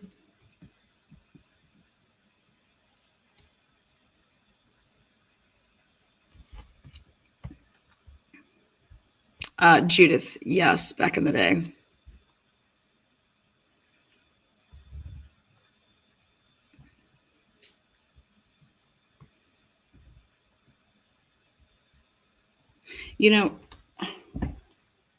If you went there just for a noise complaint, but by their behavior, wouldn't it have been like, okay, the way they're acting is something's off? Like maybe we should go in. People on that campus are ODing all the time. No one's coming to the door, and then no homeowners there, and they hand off the phone to somebody to say, "Oh, here's one of the owners." Like nobody truly thinks that that's bizarre. People could have been getting, I don't know, there could have been sex trafficking going on in that house. But everything about that situation screams like problem. And these cops just didn't do, they just, hey, we're only here for a noise complaint. Don't make it any worse than it has to be. Wait, there's not even an owner there that's coming to you. What do you mean don't make it any worse than it has to be? You have nobody that's come to the door that's telling you that they live there, that they're one of the renters. And then you have these people that are flat out lying to you, and nobody knows who lives there, but yet you're there. But yet you guys want to stand around and pour out Trulies. I mean, these are the people that are investigating a quadruple homicide. We understand that, right?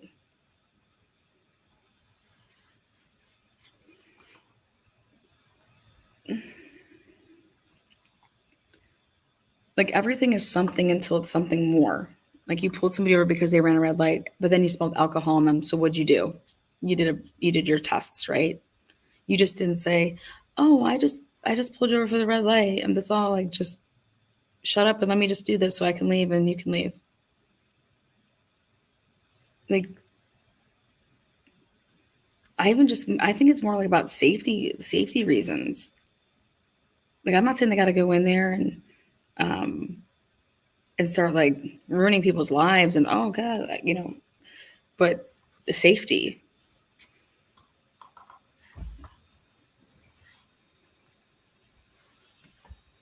I don't know.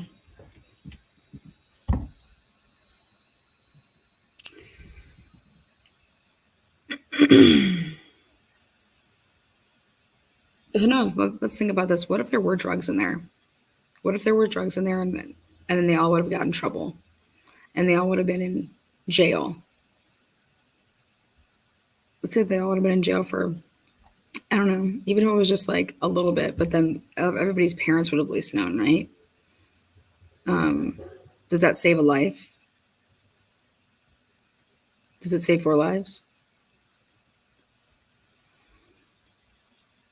Think about it. When do you learn your biggest, like, you learn from consequences. You learn from getting in troubles. You're like, okay, I'm never doing that again because I'm not getting in that type of trouble, or I don't want to get in that type of trouble, so that's why I'm not doing something like that. But I don't know.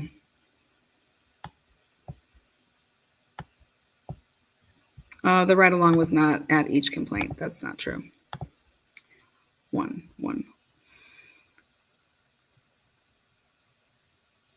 Yeah, the zip ties were just for a drinking game. Again, I'm talking about the day of like all these noise complaints, and I'm specifically talking about the one that was on September 1st at 8:30, and nobody was home. No owners came to the door, but then Maddie called somebody else's phone, or they called her phone, and that's the cop talked through that person's phone. So they didn't even get her phone number. But everything about that is all weird. Like, you didn't talk to one owner. Like, think if that just didn't happen think about if that happened in a regular residential neighborhood on a Saturday night. Hey, who's owner? Hey, where are your parents if you're throwing a party? Oh, here, they're on the phone. You want to talk to them? Okay, that sounds great. I'm just here for a noise complaint. Okay, see you later.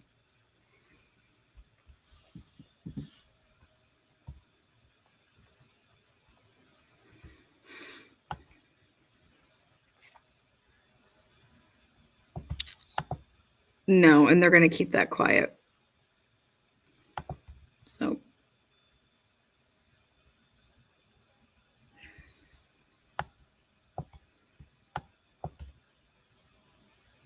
only reason I guess I'm bringing this up is because in the Gabby Petito case, the police were viewed very, very, tough about why they didn't take and do certain things when they had pulled over them, and it should have been a domestic situation. Somebody should have been arrested, things like that. Well,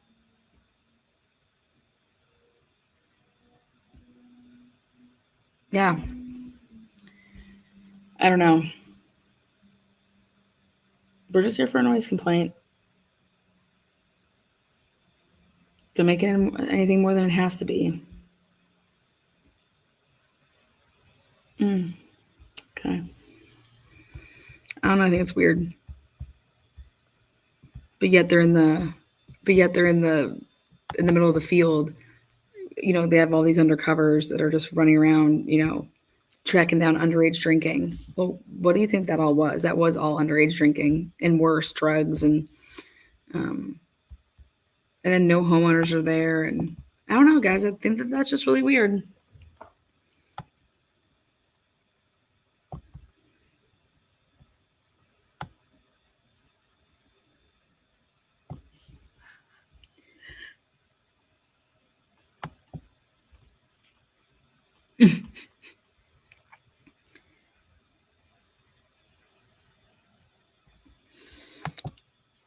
I think. Well, I'm curious to know what the campus cops have,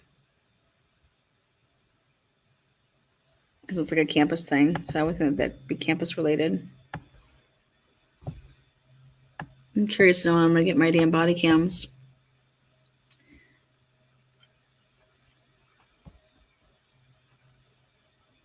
Hey, what's up, Floydie? How are you? Good to see you in here.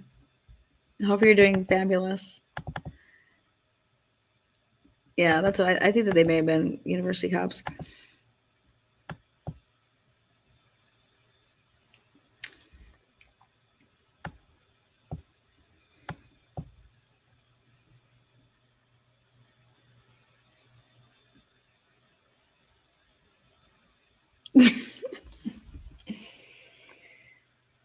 Oh shit. Um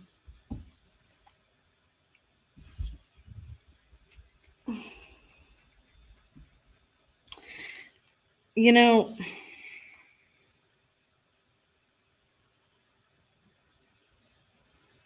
Brent spent a lot of time in Chicago area. Brent Kapaka did, and Chicago just had that huge bust. Seattle had a huge bust. Idaho's had some huge busts. I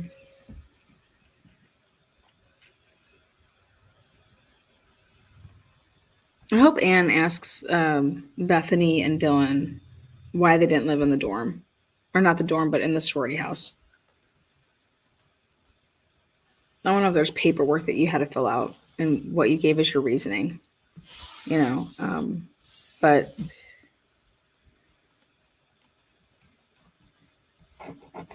that's so fucking strange.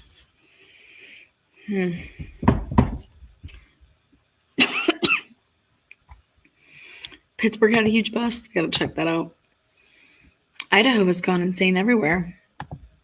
You guys, Seattle's. I didn't realize how big of a thing prostitution is in Seattle. I was reading a bunch about prostitution today for like an hour. I was like, oh god, okay, I need to stop. Sleuthie said she found some interesting things on that Banfield incident.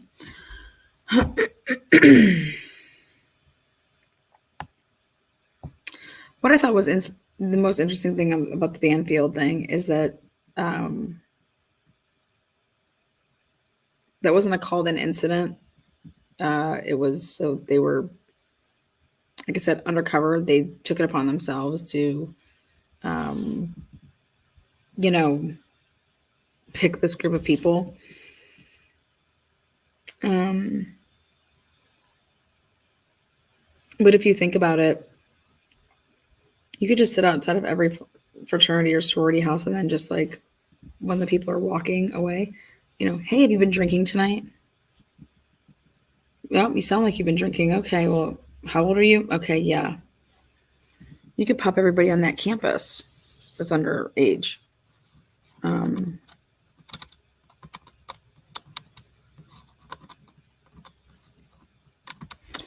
But I know if I was a cop, I know that if you want to get certain people or try to figure out information, you may want to try to get somebody in trouble that you think you could turn into a CI because you got them in some type of trouble, but then they become a CI because they're friends with certain people that you need. I think that's pretty shady though, but hey, I don't know.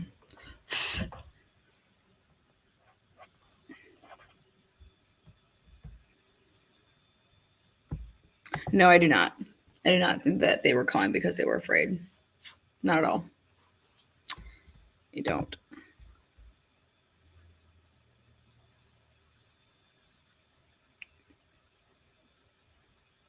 In my college, normally our friends would date the drug dealers. Yeah, because I knew people that dated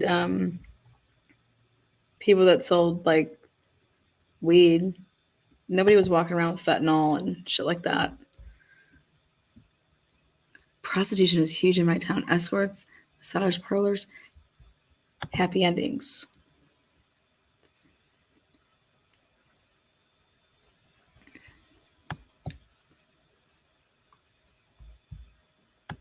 Yeah, just so you know, I don't think that that was happening on anybody's phone. Not at all.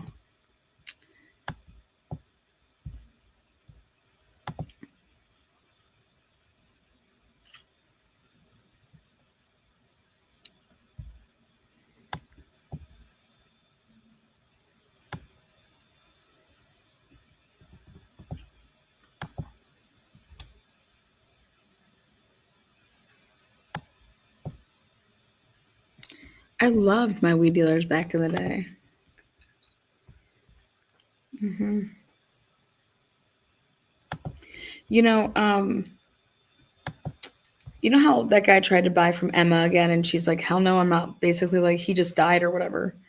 And so she was like, "No, he needs to get healthy." Okay, so she basically said no, right? Um,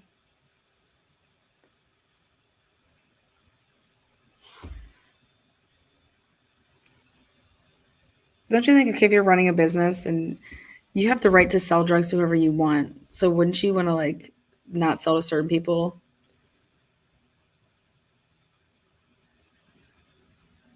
So there's certain people that like you wouldn't sell to, right? So what are the odds that this dude who's from Moscow and so is Emma Bailey, they both though are out in Seattle at during that same weekend? How is that possible? Because they all went to the same party.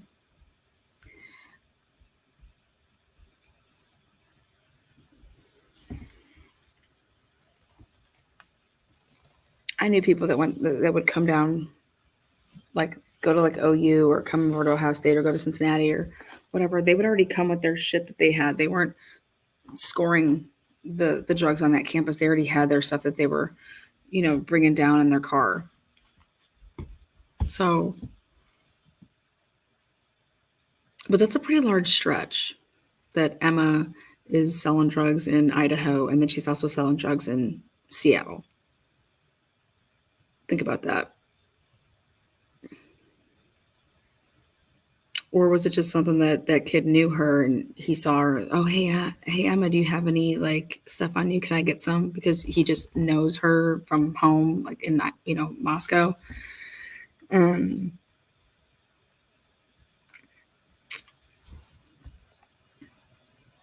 and he believes that he was an isolated targeted attack. Well, I thought that's what happened at 1122 King.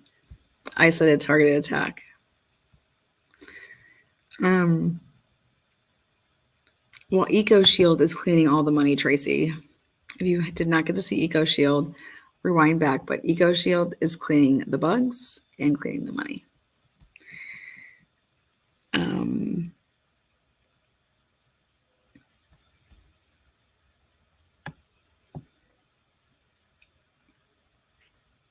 Yeah, I think that Kaylee was going to be doing marketing. So she was going to be part of like the marketing people team. So I'm guessing door to door with flyers. No kidding.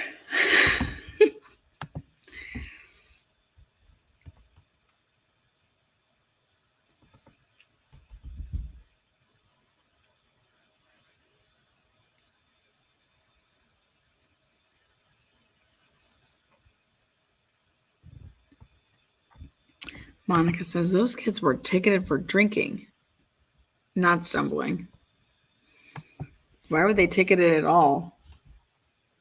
Because he said, well, you got to be more discreet. Let me just show you how this is done. Okay, also, guys, let's all use our brains here.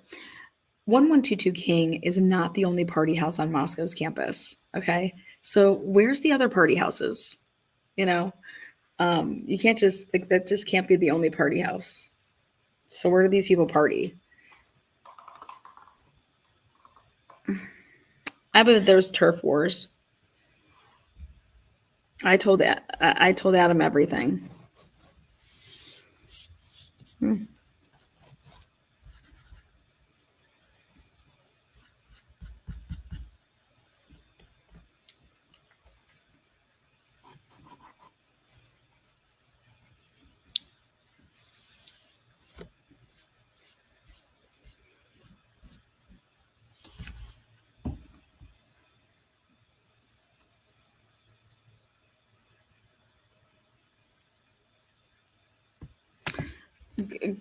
Correct. But I believe that Extreme Networks, if you look at it, it has to do with that Eli Shope kid.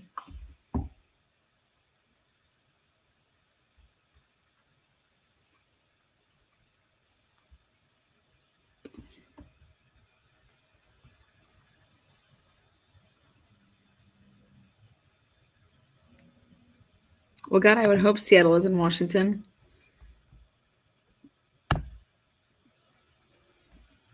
Seattle from Moscow is like 5 hours.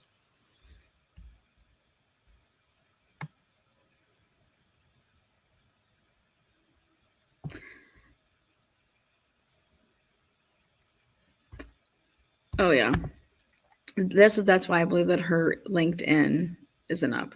Is because of this.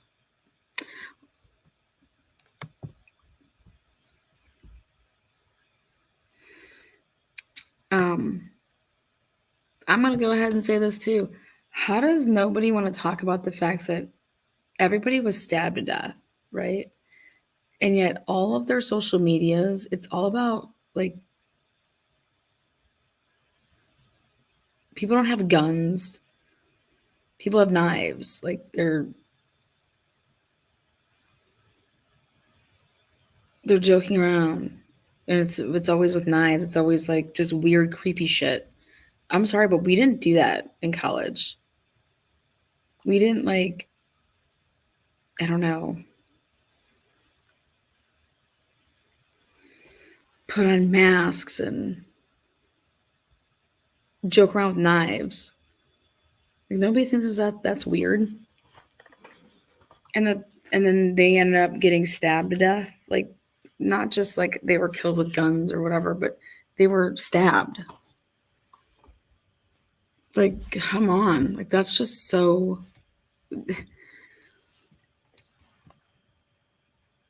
For hell's sake, I think it was, what was it, 2000, not this past. For Halloween, they were all, one of them, they all had knives and they were all stabbed to death in one of the Halloween pictures. Yeah, the Halloween pic that I put up, yeah. And just, it's like,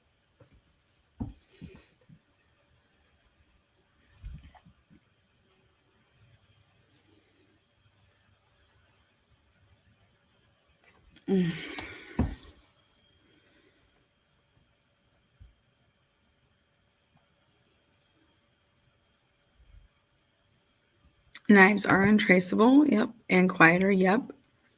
There's no, I mean, so I could take, there's no shell casings, no way to trace it back to like, it was this knife, you know?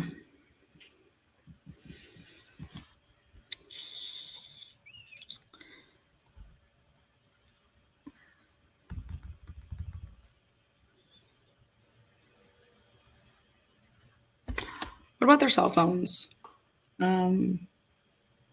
What do you think you're gonna find on Kaylee and Maddie's cell phones in terms of like the number of steps that they took when they got home? You guys know that your iPhone tracks how many flights of stairs you took. So if you go up, and then you come back down. But I don't know how many steps they had to that landing, and then I wonder if their phones will register like that. Apple, but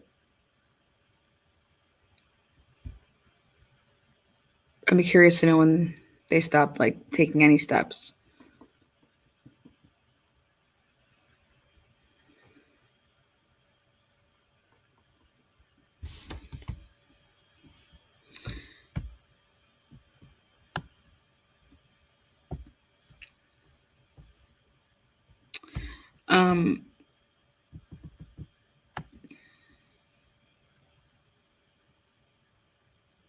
Wait, Lana, can I find these pics on my community page? Sorry, I didn't see that community page. Yep.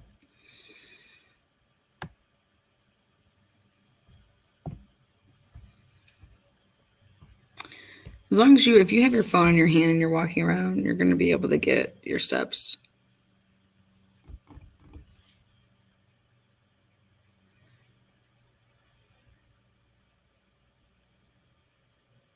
Yeah.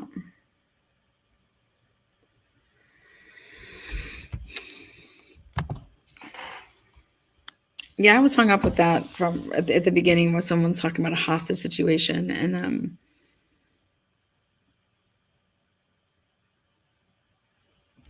I think it had to do with the 911 call, but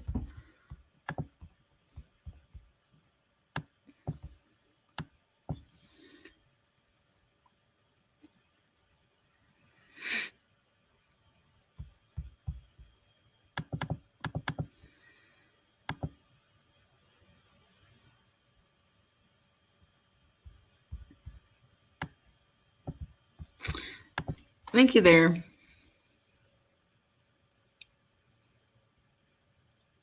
What year was that pick? I think it was 2 years before.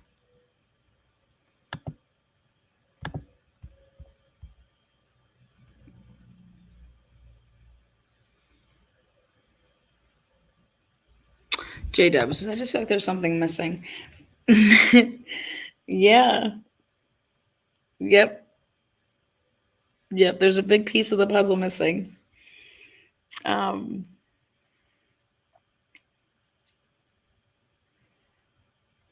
I just would never, I don't know how anybody would ever think that they could go into a house, not kill everybody, leave people,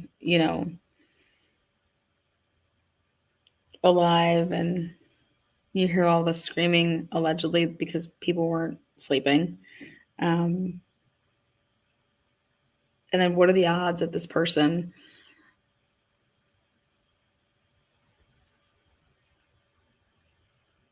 nobody calls 911 until noon?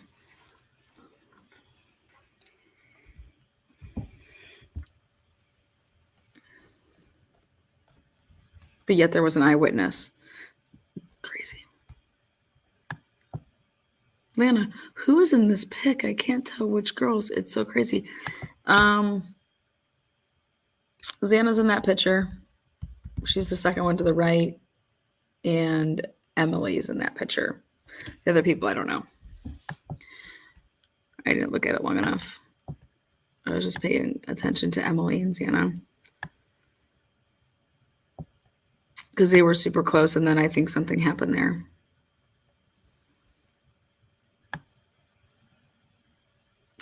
You guys, I feel like that house was like a halfway house. Like everybody was just thrown in that house. It was it was thrown together. Like, and that could happen at the end of like the last year, but you got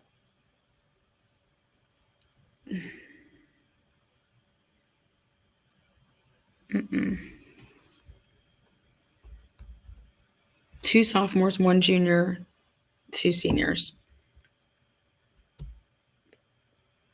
Two sophomores, one junior, two seniors. You guys, that is a very, very, very interesting mix in college. Very, very interesting mix.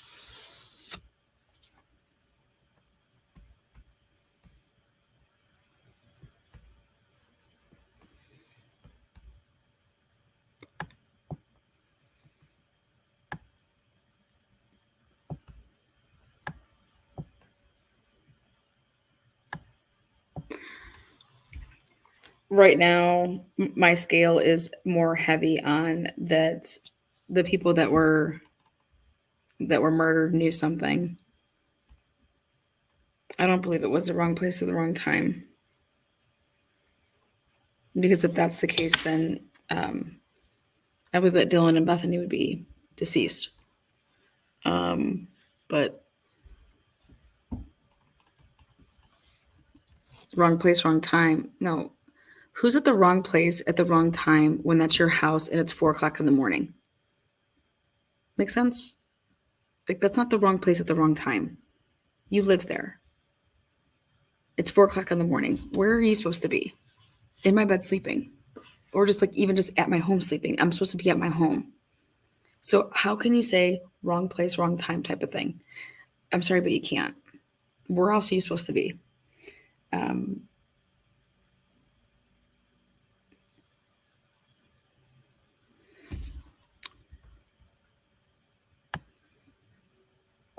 And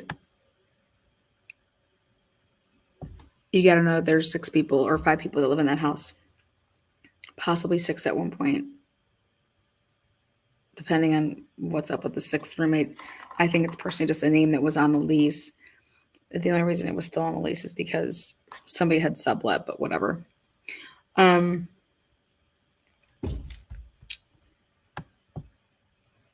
Lana spilled the tea. I thought about it, but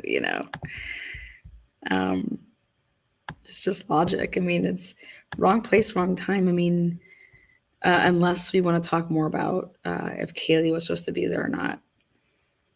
But you guys, how can someone say that Kaylee's not supposed to be there? Like, that's her house and she doesn't graduate until December. Like, why wouldn't she be there? Why would she be living? Even if I was done with school, why would I want to live at home? I have my house, right? I have my college house. I have my college friends. I only have so much time. Like, I don't want to like leave that situation. Like, unless something was going on and you were,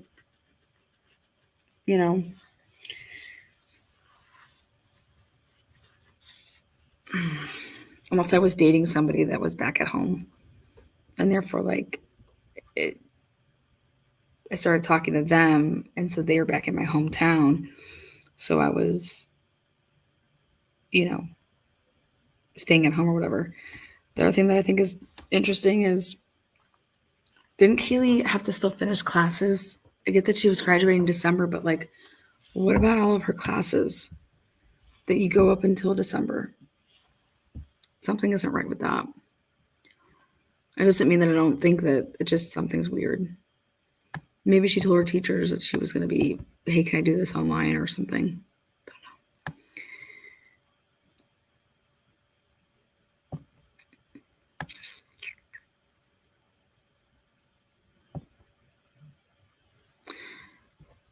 Yeah, we know that she graduated early, but the classes weren't done yet. That's all there is to it. Your classes aren't done yet. You still have to take finals. Like, it wasn't even finals week. Like, you're still going to school, so they didn't have school that Friday, though. Nobody really knows that. They did not have school that Friday.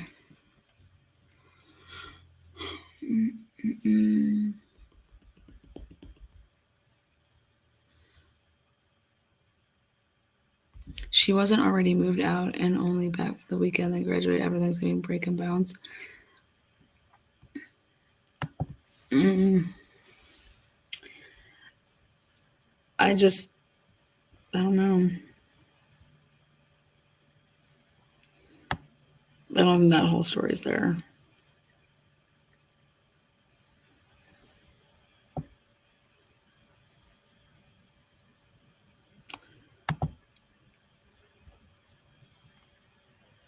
Yeah, nobody noticed anything.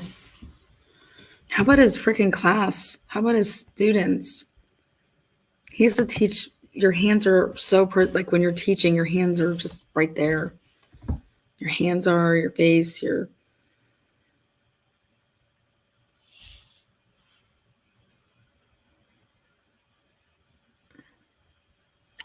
Scott Roeder seems to think that whoever did that, gonna be bruising. Again, I don't know. I've never done it. I appreciate all of you. LOL. This is the best 420 ever.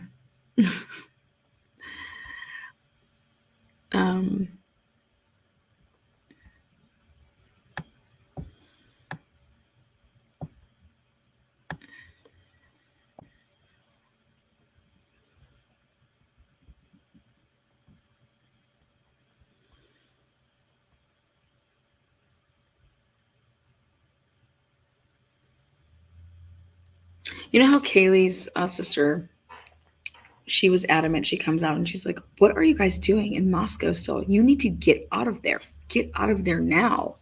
Like, this, like 4 people were just stabbed. Like, if they did this to these 4 innocent people, they can do it to you.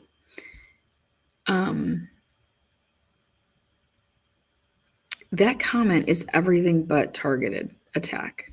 You do realize that, right? Her saying that is everything but a targeted attack. A targeted attack means that,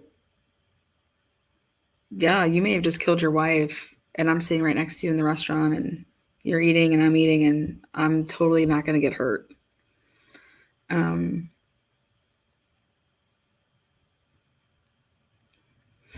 But Olivia was adamant. She's like, I don't understand why you guys are all still there. You guys can go to, go home. You guys can do online stuff. Like, what are you doing? There is, like, 4 people were just stabbed to death. There's nobody in custody. And she said that nobody was safe. You guys aren't safe.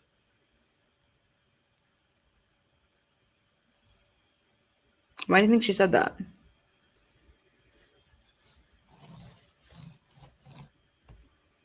Oh, Judith says, Atlanta, this is the best live I've ever been a part of. Thank you so much. I love all of you free thinkers. Hell yeah. You got to be free. I just said logic. Logic is what, it's your world. You can think whatever you want, but I think you're just setting yourself up, though, when it's stuff just like,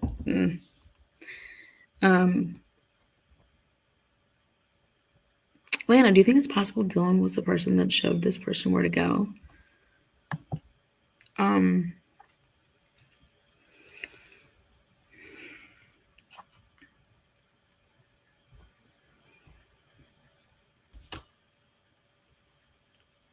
I think the house is strange. I think for you not to go into Dylan's room ever once is how do you know who's in there or who's not in there? Just especially if you kill people upstairs first and they're both in the same bedroom. Maybe, Xana would have been in Dylan's room. I mean, the 2 people that slept alone were the people that were left alone. And those would be easier people to kill versus the people that would be in a bedroom with 2 people.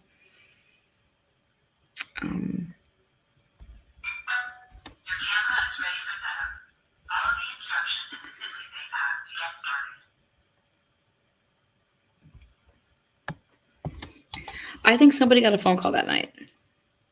I think there's a phone call that night. I think somebody got a phone call that night.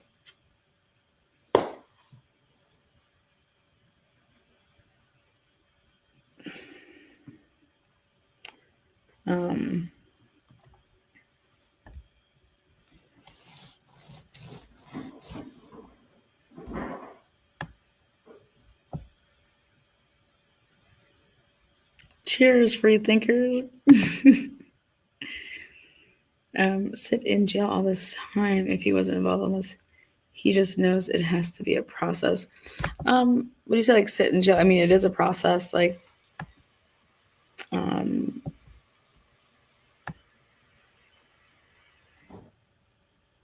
I think that they have Brian Kohlberger for a reason in jail, in prison. Well, he's in jail, but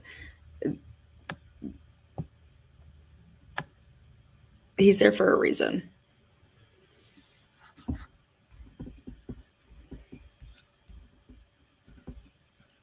Somebody said something.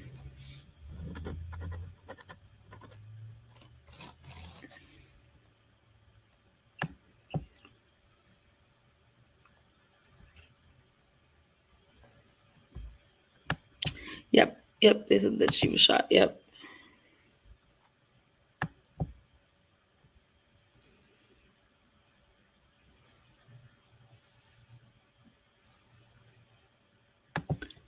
D, that is totally not even remotely true.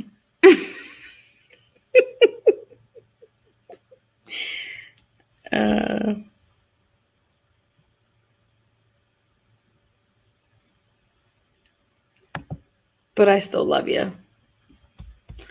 I still love you.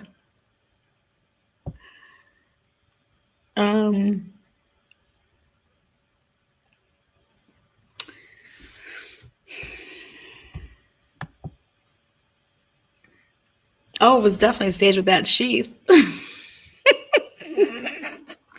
I don't. I'll tell you what. If none of those body cams have that damn sheath on it, and people are just going and saying guilty, we have a huge problem in this country. Like, wow. Thank you too. Ask how many think BK was a patsy, Lana. How many people do you go ahead?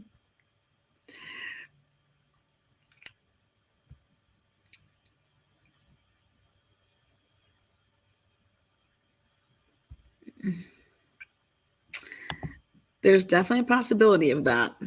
There's definitely a possibility. Yes, if there is no sheath, we are no justice, no peace. No justice, no peace. Did Ann Taylor ask specifically for Dylan's contact information from the prosecution earlier on before the gag order? Not that I'm aware of. She asked for all the witnesses, like any witness, and I was just said it was like a vague thing.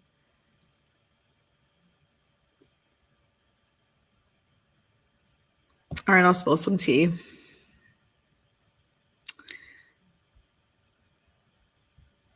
Patsy. Thank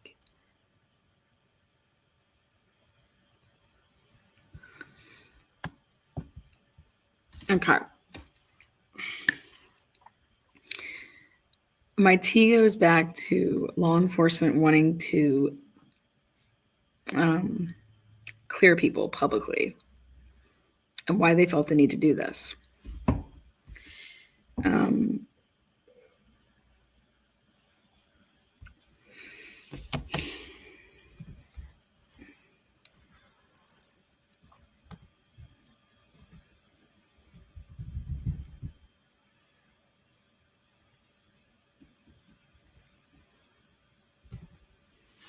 First up, John Jack Showalter.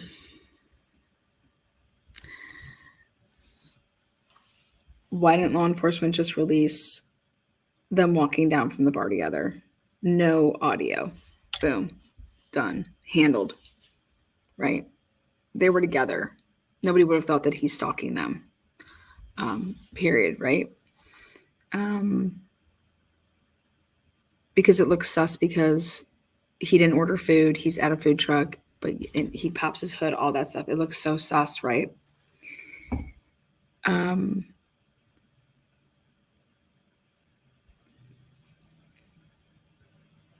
So if he wasn't stalking them, then really what was he doing? And they said, oh, he was just making sure that he was just being a nice guy so that they could get home, right?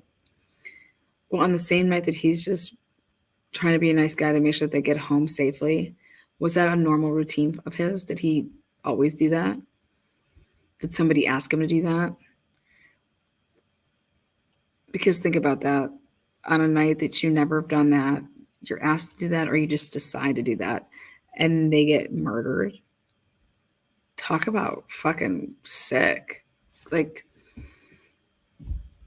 to have to live with that the rest of your life, like, wow.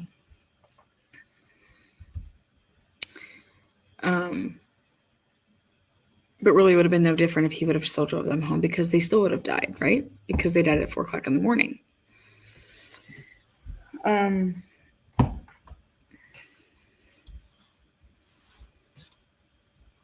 But now think about if it was 1980. Okay, 1980. And they didn't have all these cameras like they used to back in the day. Okay, so all they would have had is, like, let's just say this one camera here at the food truck place. But none of those other businesses would have had any. Can you imagine that he would have probably been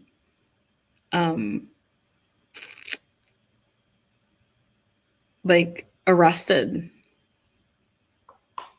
Isn't that crazy?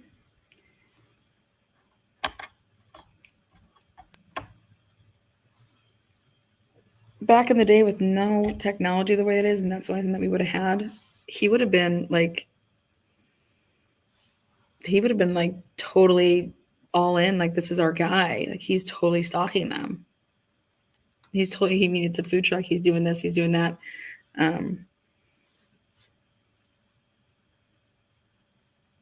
if that was the only like, surveillance that there was.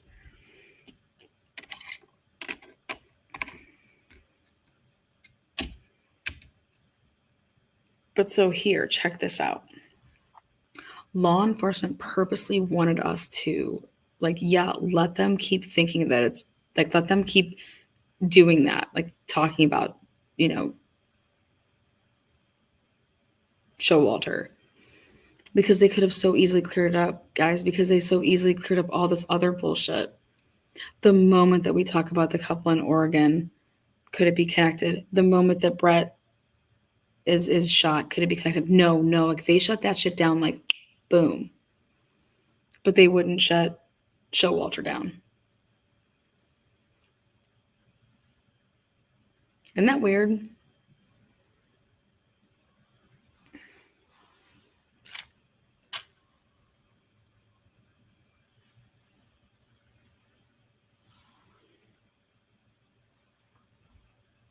Or I'm sorry, rather they did. They did. They said the hoodie guy wasn't involved.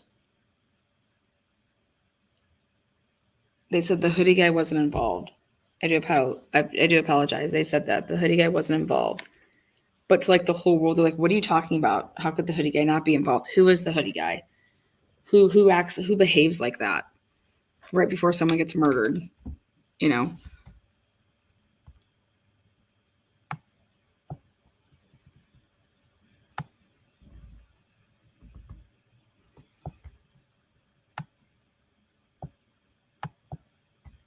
So what cleared the hoodie guy? Him just saying he didn't do it, or him offering up his DNA and it not matching the planted touch DNA? I'll give you my DNA. Like, you don't think he's been in that house and like it was on any of those cups? Just weird.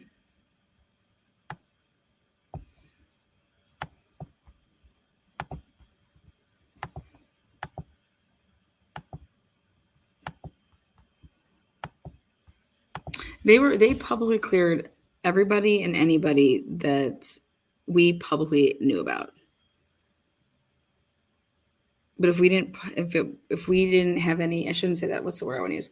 If there was actual physical evidence, like a video, they were clearing people, like videos, because they didn't come out and never talk about like no DoorDash. They didn't come out and talk about the white Hyundai launch. There's probably fucking people on camera over there, but anybody that we've ever seen, they publicly cleared. Why? You don't have to do that. You don't have to do any of that.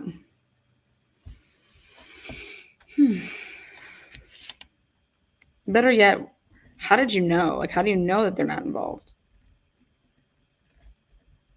You didn't even have cell phone, like, you just got back your cell phone records on, what was it? The 17th. Yeah, because you put them in on the 16th. So you just had the cell phone records of the cell towers on the 17th. I'm going to go back and check the dates of everybody when they were cleared. And I want to see how many search warrants were back that we have, because that's interesting to me.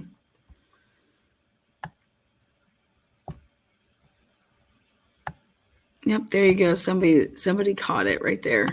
But there was one person that they didn't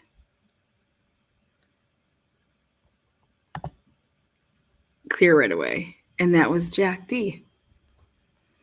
And they said that Adam is cooperating. And they did not clear Jack D right away. Like, that had to take some time. Hoodie guy was like, he's not involved. The people that were the surviving roommates, not involved. They were not witnesses. They were not perpetrators. They just were not good civilians. I don't know. Maybe they were really good civilians. And we're going to lie. We're going to tell you that they were sleeping. They cleared Ethan's brother because they said anybody that was there when the 911 call was made and, or came there. So they cleared them. Hot Ham Radio. And then you have Ethan's family. They think that the police are doing an amazing job. Then you have the Gonsalveses. They're over here like, what the hell's going on? And then you have Maddie's family that's just, not really saying anything. And then you got Xana's family that, oh boy, the dad spoke out, in the beginning, talked about that night, her mom's, obviously we know Kara, but everybody's on their own planet, all these families. And Mr. Gonzalez said something that was interesting when he said, there's no hard feelings of like if it was your kid that was the target or my kid that was the target or that person was a target or whoever was a target. There's no, it is. I would hope that you wouldn't feel some type of way towards me because I would never feel some type of way towards them if it was, if their kid was the target or something like that. So he talks about that. And I never thought about it from like that, like a parent's point of view of like, okay, because people could be like, you got my kid killed, your kid got my kid killed, basically, whatever the hell they were doing.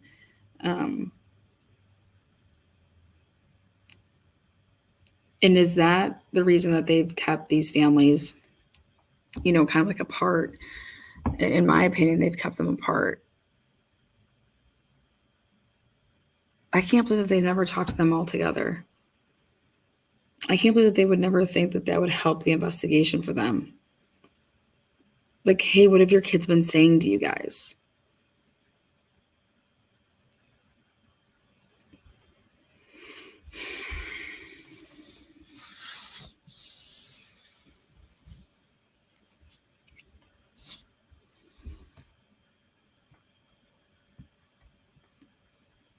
If only Murphy could speak.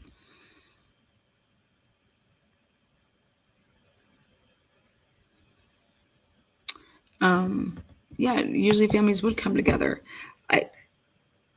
Don't you think it's odd that, you don't need the police department to like make you come together. But I would just think it'd be part of the investigation just to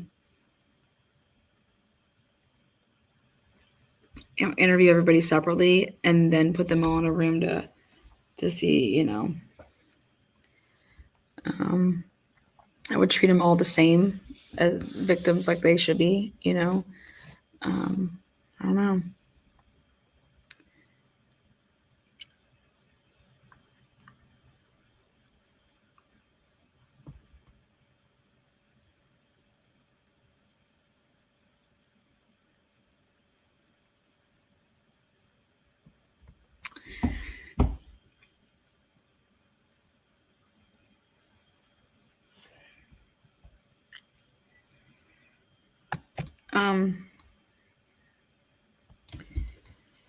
I think it's odd that they never talked. I'd know that I would be talking to my roommate's parents, unless I was advised not to. But I can't see that. It's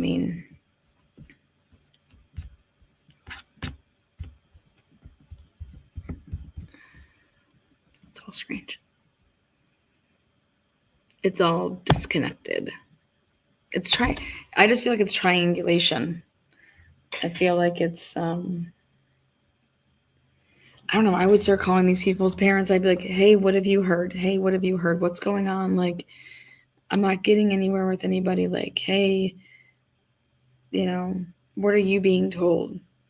Are you being told more than I am? Like, where did you hear this from? Like, what are these kids talking about? Like, these kids have to know something. Like, I would have sat outside that house and been like walking around and be like, hey, do you know anything? Hey, do you know anything?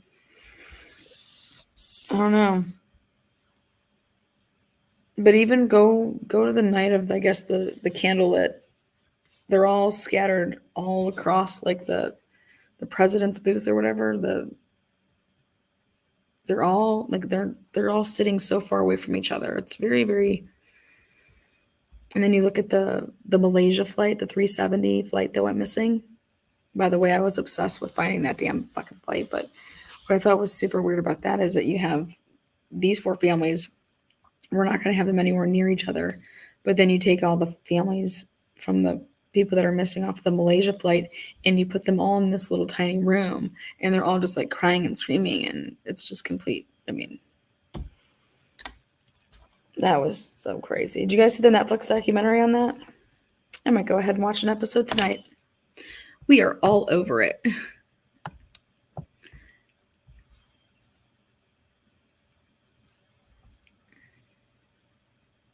Yeah, I don't see that happening. Is it good? Yes, it's good. I recommend it.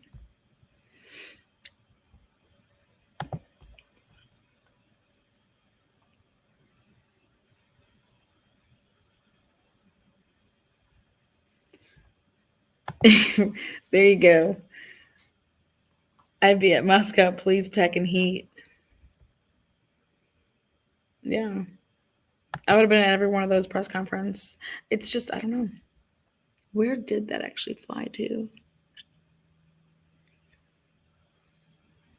And it just goes back to the whole noise complaint. Go back to that video.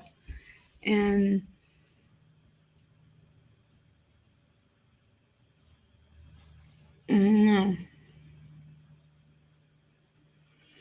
no one say anything, and I'd want the truth. I'd want the truth because if it could save somebody else's life, I'd want the truth. That way that, you know, my kid's life could save another kid. I wouldn't be thinking of it that I want certain things pushed under the rug so that it preserves their reputation or something like that. Anybody that's saying that to you, like, we don't want to go this route because it's going to shed bad light on like your kid or something, I would tell that person to kindly shut the F up. Because nothing is going to hurt your kid's reputation. They were just murdered. I don't care what. I don't care if they were involved with selling drugs. I don't care what it could possibly be. Nothing could say that that's the justification. But that's what people do. They tell that to people like, hey, we don't want certain things to come out because we don't want it to, shed bad light on your kid. And if someone said that to me, I would tell them to pound salt.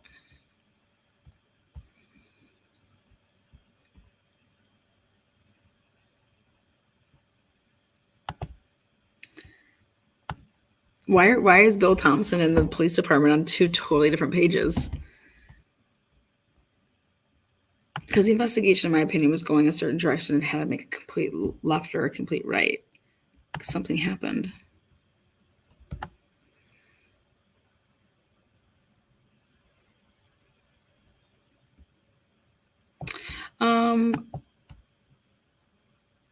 Yeah, that's not uncommon because there was no, the first day, there was no media there on day 1 on November 13th. There was no media there at all on November 13th because nobody knew about it until, go ask your local media what the hell they were doing, but they weren't there. So it's not like, I kind of question the kids, the neighbors. Trust me, it's 2022, 2023. People are video recording everything. You see something crazy on the highway, you start recording. You hear about 4 people being dead in a home, you're not like rolling film with your phone.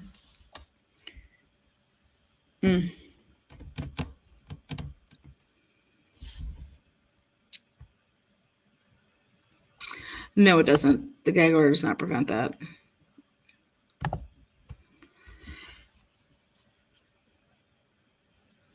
I think the gag order hurts the defense. Because Brian Kohlberger doesn't have a chance to ask for the public's help, like how police asked for the public's help for this situation that they're in, and they got there, right? Just like I don't think that it's fair for Richard Allen, regardless if they're guilty or innocent. The gag order is a huge obstacle, and it's a really big obstacle for the defense can't say stuff back to, like, when News Nation wants to go live and talk about something ridiculous, or for anybody for that matter, and speak as it like it's true, like just wild.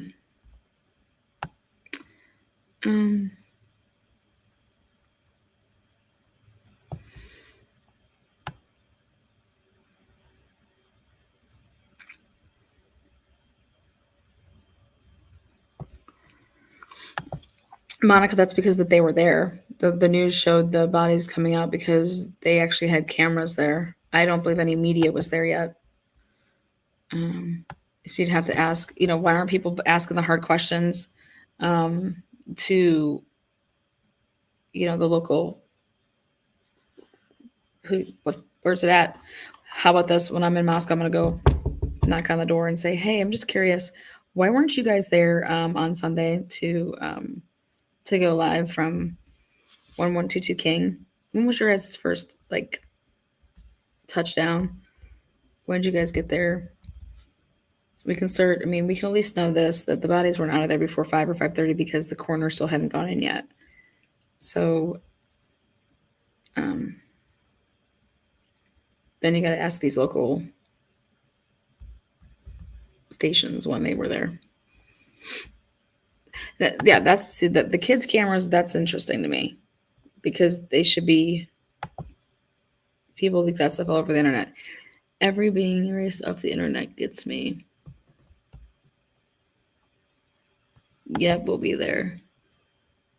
They were rolling film when it happened. I don't know about that. No, I don't. I don't think there's any. Everything that's coming out after the gag order, I don't believe. I don't care where are you getting that from? And I don't think that anybody should ever be protected under any shield as a journalist if somebody is leaking information and you're able to protect them by invoking your. I think that's bullshit when there's a gag order.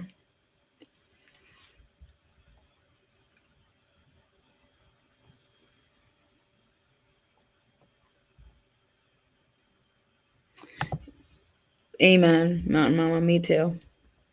Because I believe that whatever this is, if you don't get to the truth, then more people could possibly potentially die.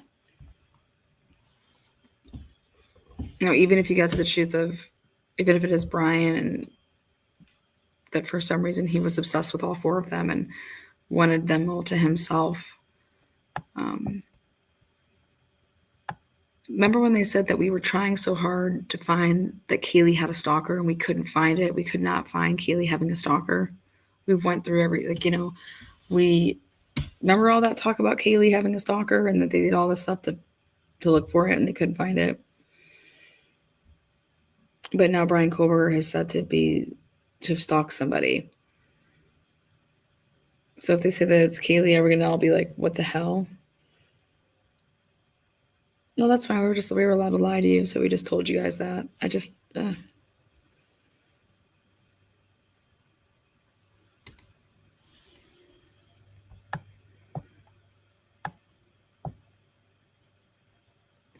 And then the whole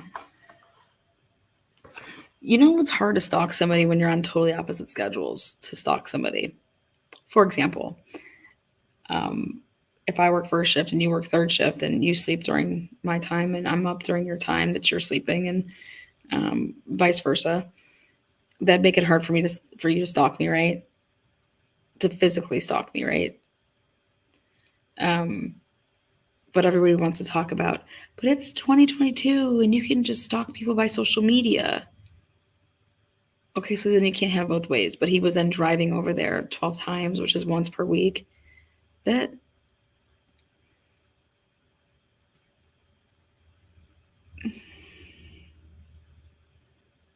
But then I have to go back to the whole thing of is that we couldn't find Kaylee having a stalker.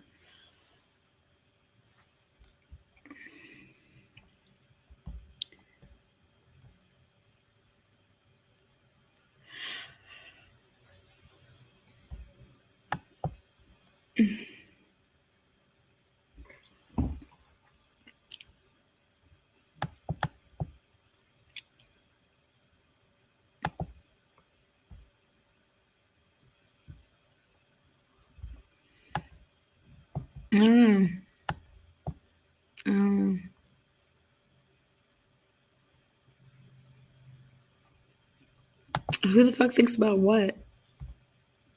Who the fuck thinks about what? Hidden cameras?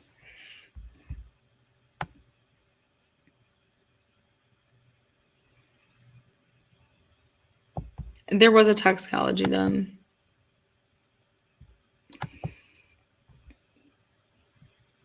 Don't know. Well, everything will be released at the preliminary hearing.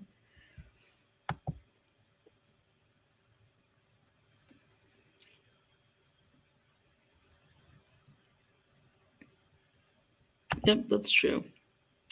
All right, guys, thank you so much. I'm going to wrap this up. I only wanted to go for 2 hours, and you guys got me for an extra hour. I just blame EcoShield for that. Again, if you joined us late and you didn't get to see all about the EcoShield, I think it'll make you laugh. So rewind back, check it out. Again, you guys rock. Mods, love you guys. Those of you guys that fell asleep to my voice, you're welcome. Those of you guys that got to engage in the chat, and you guys are great in chat. Thank you for throwing up some good thinking points. And when it comes to the drugs, guys, I think that you really have to. You got to look to the upperclassmen, and you got to look for people in pairs.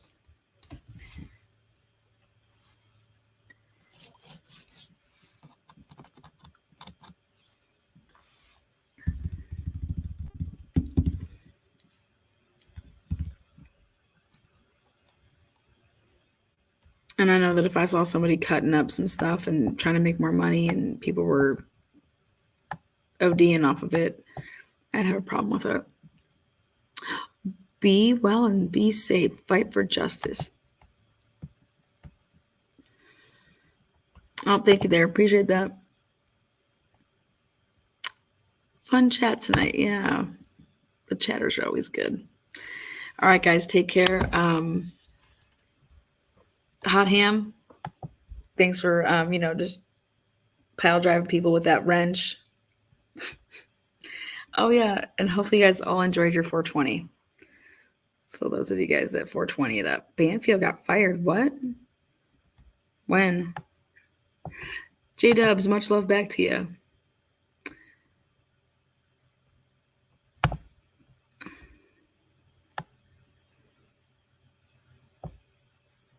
Lana, it's all love. Always. All love up in here. Floydie, yes. I know Gina's not satisfied because she wants it to be like it's all cartel. And Gina, if you for a second think that dudes came from Mexico, got a flight over and then just got in a car and drove over to that house, and I hate to break it to you, but that's just not what happened. But keep on fighting for that.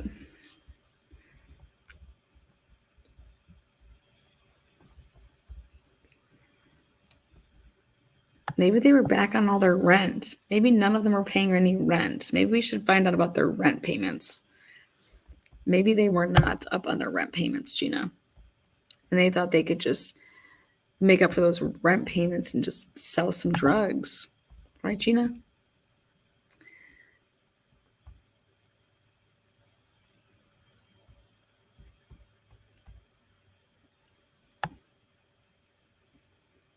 Cammy.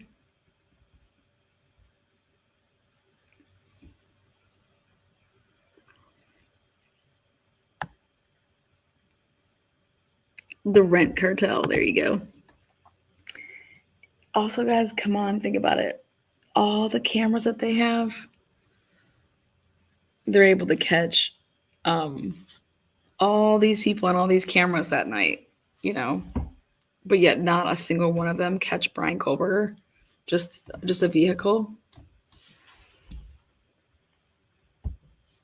But yet all these other cameras catch all these other people.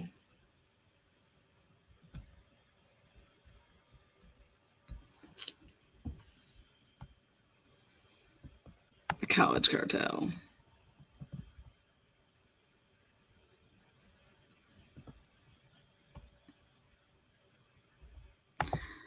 Thank you for a beautiful chat, logical and thinkers. Oh, all day. All day.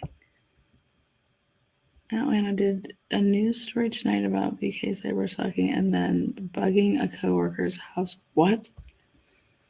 Where do they get this shit from?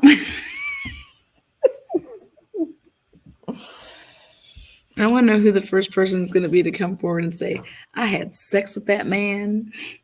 Me and Brian Kohlberger. He took my virginity.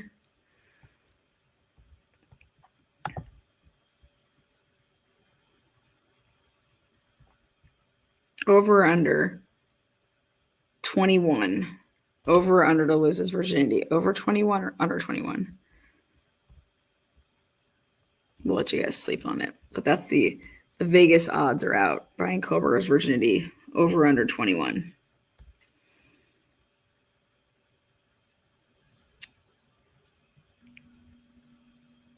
Wait, so you're telling me that News Nation put out that he was bugging coworkers, like putting bugs in their house? And then bonus points if he wore gloves or not. He doesn't wear condoms. He just wears gloves. You're too pretty for a condom. I'm just going to wear gloves. Oh, God, that's funny.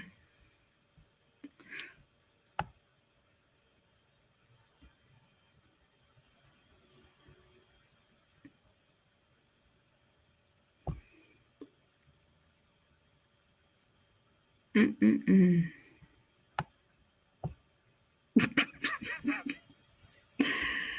Oh, my gosh.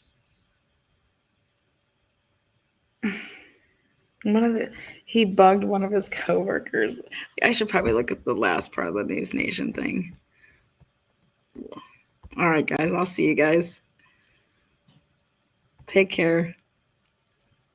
Be kind to each other. It's Friday. I love Fridays.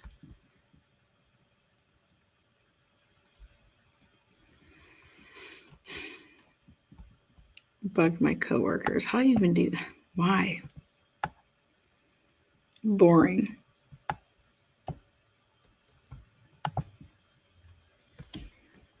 Good night.